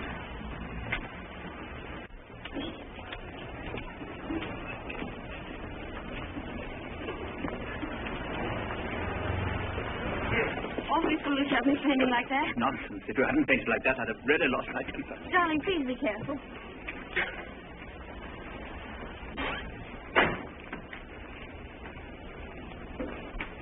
Darling, wait here a few moments. I'll see if I can find old Frank. Of course, darling. Don't worry about me. I'll be all right. Sure. Yes. I'll follow this. Do you good? Thank you. Are you all right? Won't be long. Right you are. Hello. And how does the bride find herself today? I say, marriage with Max is not exactly a bed of roses, is it? I think you'd better go before Maxim gets back. Oh, jealous, is he? Well, I can't say I blame him. But you don't think I'm the big bad wolf, do you? I'm not, you know. I'm a perfectly ordinary, harmless bloke. And I think you're behaving splendidly over all this. Perfectly splendidly. You know, you've grown up a bit since I last saw you. It's no wonder. What do you want, fellow? Oh, hello, Max. Things are going pretty well for you, aren't they? Better than you ever expected. I was rather worried about you at first before I came down to the inquest. Well, I'm touched by your solicitude, but if you don't mind, we'd rather like to have our lunch. Lunch? I say, what a jolly idea. Rather like a picnic, isn't it? Oh, I'm so sorry. Do you mind if I put this there? You know, Max, old boy, I really think I ought to talk things over with you. Talk what things over? Well, those holes in the planking, for one thing. Those holes that were drilled from the inside. Oh, Mullen. Yes, sir? Would you like a good fellow have my car filled with petrol? It's almost empty. Very good, sir. And Mullen, close the door, will you? Yes, sir. Does this bother you?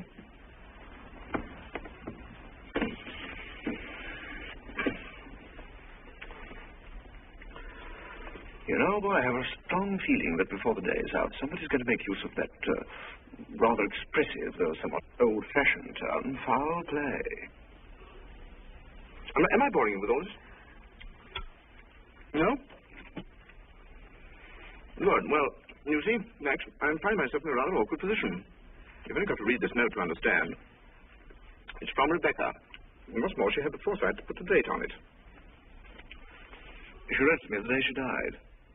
Incidentally, I was out on a party on that night, so I didn't get it until the next day.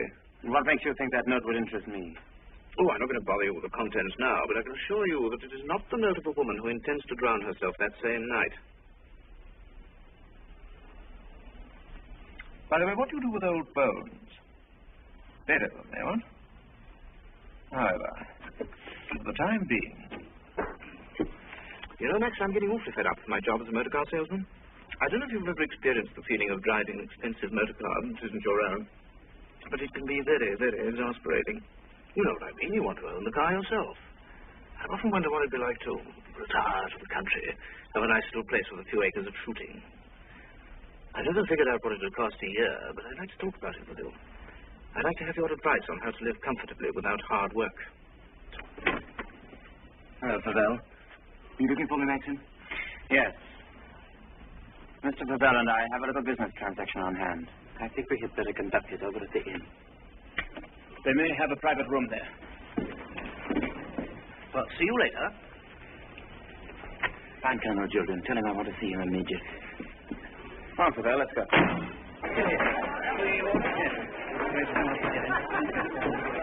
Have you a private room, please? Of course, sir. Through there. Hope this will do, Mr. De Winter. Splendid. Splendid. Exactly like the Ritz. Any orders, gents? Yes, you might bring me a large brandy and soda. How about you, Max? Have one on me. I feel I can afford to play host. Thanks, I don't mind. I do. Make it two, will you, like a good fellow? Very good, sir. Where's Mr. De Winter? Through the other door, sir. Colonel Julian, this is Mr. Papel. Oh, I know Colonel Julian. We're old friends, aren't we? Since you're old friends, I assume you also know he's head of the police here. I think he might be interested to hear your proposition. Go on, tell him all about it. I don't know what you mean. I mean, is that I hope to give up selling cars and retire into the country. Actually, he offered to withhold a vital piece of evidence from the inquest if I made it worth his while. I only want to see justice done, Colonel. Now, that boat builder's evidence suggested certain possible theories concerning Rebecca's death. One of them, of course, is suicide. Now, I have a little note here which I consider puts that possibility quite out of court. Read it, Colonel. Jack, darling, I've just seen the doctor and I'm going down to Mandalay right away. I shall be at the cottage all this evening and shall leave the door open for you. I have something terribly important to tell you. Rebecca. Now, does that look like the note of a woman who had made up her mind to kill herself? And apart from that, Colonel, do you mean to tell me that if you wanted to commit suicide, you'd go to all the trouble of putting out to sea in a boat and then take a hammer and chisel and laboriously knock holes through the bottom of it? Come, Colonel, as an officer of the law, don't you feel there are some slight grounds for suspicion? Of murder? What else? You've known Max a long time, so you know he's the old-fashioned type who'd die to defend his honor, or who'd kill for it. It's blackmail. Pure and simple. Blackmail is not so pure, nor so simple. It can bring a lot of trouble to a great many people. And the blackmailer sometimes finds himself in jail at the end of it. Oh, I see. You're going to hold the Winter's hand through all this. Just because he's the big noise around here, and he's actually permitted you to dine with him. Be careful, Favell. You brought an accusation of murder. Have you any witnesses? Well, I do have a witness. Oh. It's that fellow Ben. The stupid coroner hadn't been as much of a snob as you are. He'd have seen that Hartford was hiding something. And why should Ben do that? Because we caught him once, Rebecca and I, peering at us through the cottage window. Rebecca threatened him with the asylum, and that's why he was afraid to speak. But he was always hanging about. He must have seen this whole thing. It's ridiculous even listening to all this. You're like a little trades union, all of you, aren't you? And if my guess is right, Crawley, there's a bit of malice in your soul toward me, isn't there? Crawley didn't have much success with Rebecca. But he ought to have more luck this time. And the bride will be grateful for your fraternal arm, Crawley, in a week or so. Every time she paints, in fact. Go wait up! Wait! That temper of yours will do you in yet, Max. Oh, excuse me, gentlemen. Now, is there anything else? Yes. You might bring Mr. De Winter a sedative. No, nothing at all. Just leave us. Very good. Now, Favell, let's get this business over. As you seem to have worked out the whole thing so carefully, perhaps you can provide us also with a motive. I knew you were going to bring that up, Colonel. I've read enough detective stories to know that there must always be a motive. And if you'll all excuse me a moment, I'll supply that too. I wish you'll go home. You ought not to be here through all this. Please let me see. Surely, Colonel Julian, you're not going to allow this fellow to... My opinion of Favell is no higher than yours, Crawley. But in my official capacity, I have no alternative but to pursue his accusation. I entirely agree with you, Colonel. In a matter so serious as this, we must make sure of every point. Explore every avenue. And in fact, if I may coin a phrase, leave no stone unturned. Here she is, the missing link, the witness who will help supply the motive. Colonel Julian, Mrs. Danvers, I believe you know everyone else. Won't you sit down? No offense, Colonel, but I think I'll put this to Danny. She'll understand it more easily. Danny, who was Rebecca's doctor? Mr. De Winter always had Dr. McLean from the village. Now, you heard. I said Rebecca's doctor in London. I don't know anything about that. Oh, don't give me that, Danny. You knew everything about Rebecca. You knew she was in love with me, didn't you? Surely you haven't forgotten the good times she and I used to have down at the cottage on the beach. She had a right to amuse herself, didn't she? Love was a game to her. Only a game. It made her laugh, I tell you. She used to sit in her bed and rock with laughter at the lot of you. Can you think of any reason why Mrs. De Winter should have taken her own life? No, I refuse to believe it. I knew everything about her and I won't believe it. There, you see, it's impossible. She knows that as well as I do. Now, listen to me, Danny. We know that Rebecca went to a doctor in London on the last day of her life. Who was it? I don't know. Oh, I understand, Danny. You think we're asking you to reveal secrets of Rebecca's life. You're trying to defend her, but that's what I'm doing. I'm trying to clear her name of the suspicion of suicide. Mrs. Danvers, it has been suggested Mrs. De Winter was deliberately murdered. There you have it in a nutshell, Danny. But there's one more thing you'll want to know. The name of the murderer. It's a lovely name that rolls off the tongue so easily. George Fortescue Maximilian De Winter.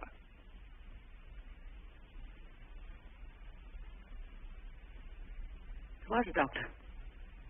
Mrs. De Winter sometimes went to him privately. She used to go to him even before she was married. We don't want reminiscences, Danny. What was his name?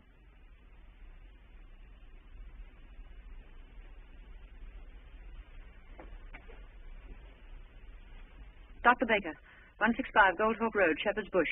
There you are, Colonel. There's where you'll find your motive. Go and question Dr. Baker. He'll tell you why Rebecca went to him, to confirm the fact that she was going to have a child. A sweet, curly-headed little child. It isn't true. It isn't true. She would have told me. She told Max about it. Max knew he wasn't the father, so like the gentleman of the old school that he is, he killed her. I'm afraid we shall have to question this, Dr. Baker. Here, here. But for safety's sake, I think I'd like to go along, too. Yes, unfortunately, I suppose you have the right to ask that. I'll see the coroner and have the inquest postponed pending further evidence. I say, aren't you rather afraid that the prisoner, shall we say, might bolt? You have my word for it that he will not do that. Toodaloo, Max. Come along, Danny. Let's leave the unhappy couple to spend their last moments together alone.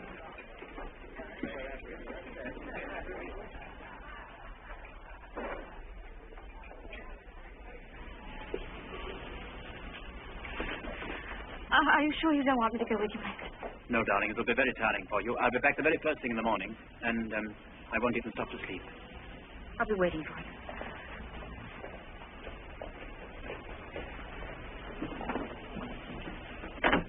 Ready, Maxim? Yes. You two go on ahead. I'll follow with Pavel.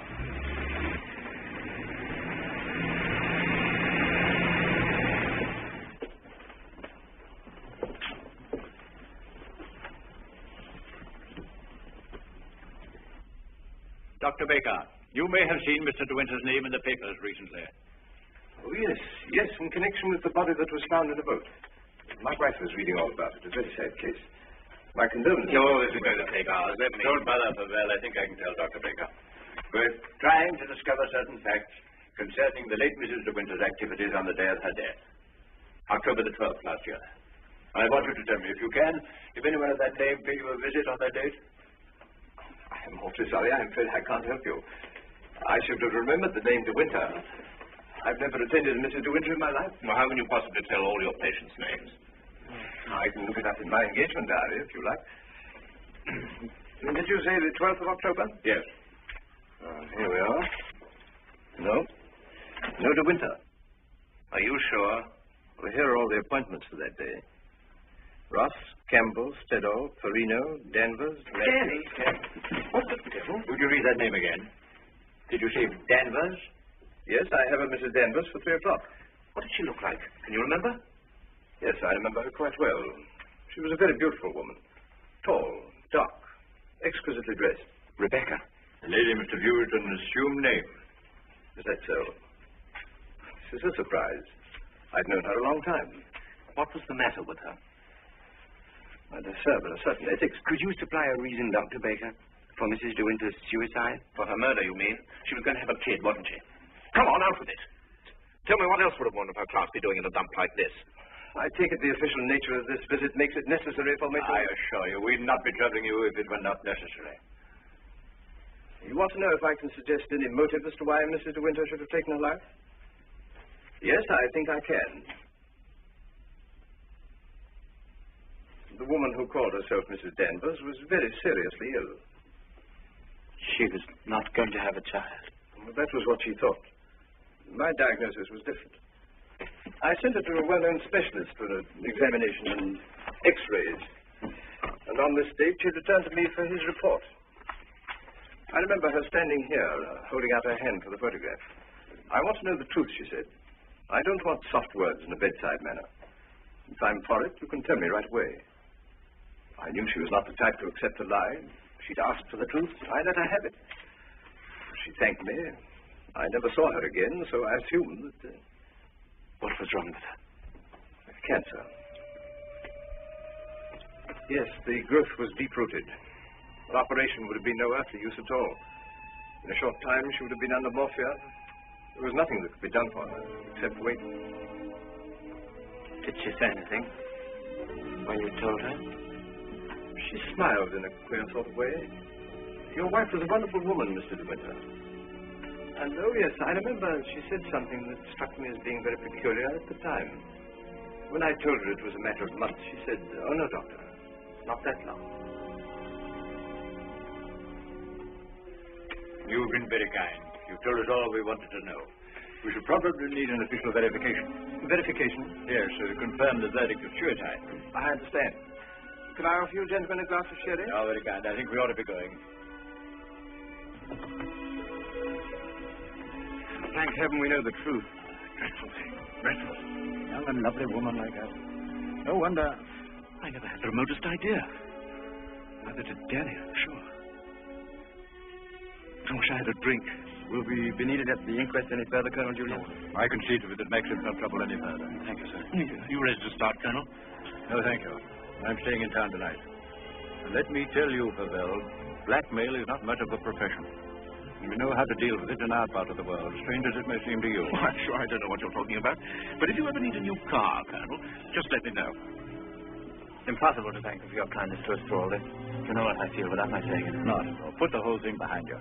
But let your wife know she'll be getting worried. Yes, of course. I'll phone her at once, and we'll get straight down to Manderley.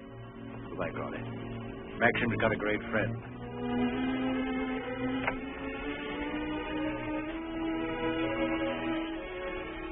Frank. Yes, Maxim? Something you don't know. Oh, no, there isn't.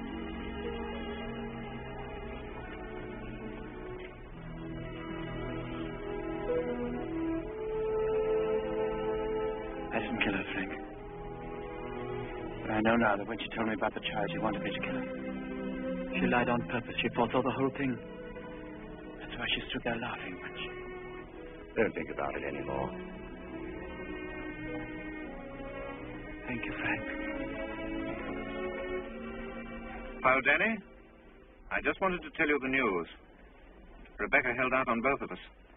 She had cancer. Yes, suicide. And now Max and that dear little bride of his will be able to stay on at Manderley and live happily ever after. Bye-bye, Danny. This your car, sir? Yes? Will you be going soon? This isn't a parking place, you know. Oh, isn't it? Well, people are entitled to leave their cars outside if they want to. It's a pity some of you fellows haven't anything better to do. When you phoned, did she say she'd wait up? I asked her to go to bed, but she wouldn't hear of it. I wish I could get some more speed out of this thing. There's something worrying me, Maxim. I can't get over the feeling something's wrong.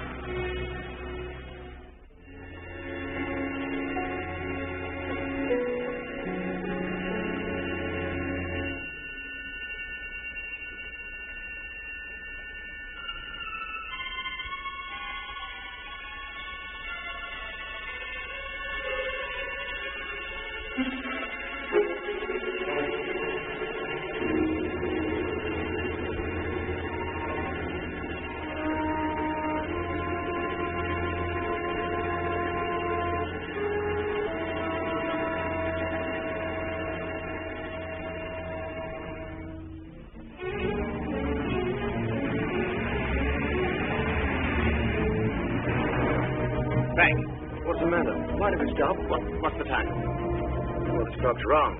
Must be 3 or 4. Why? That can't be the dawn breaking over there. It's in the winter that you see the northern lights, isn't it? That's not the northern lights. That's Manderley.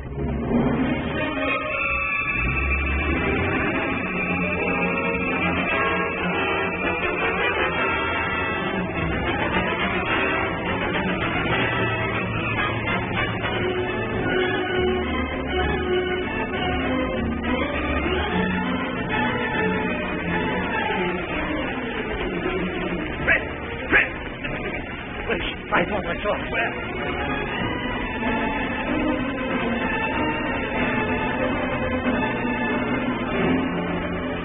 Maggie!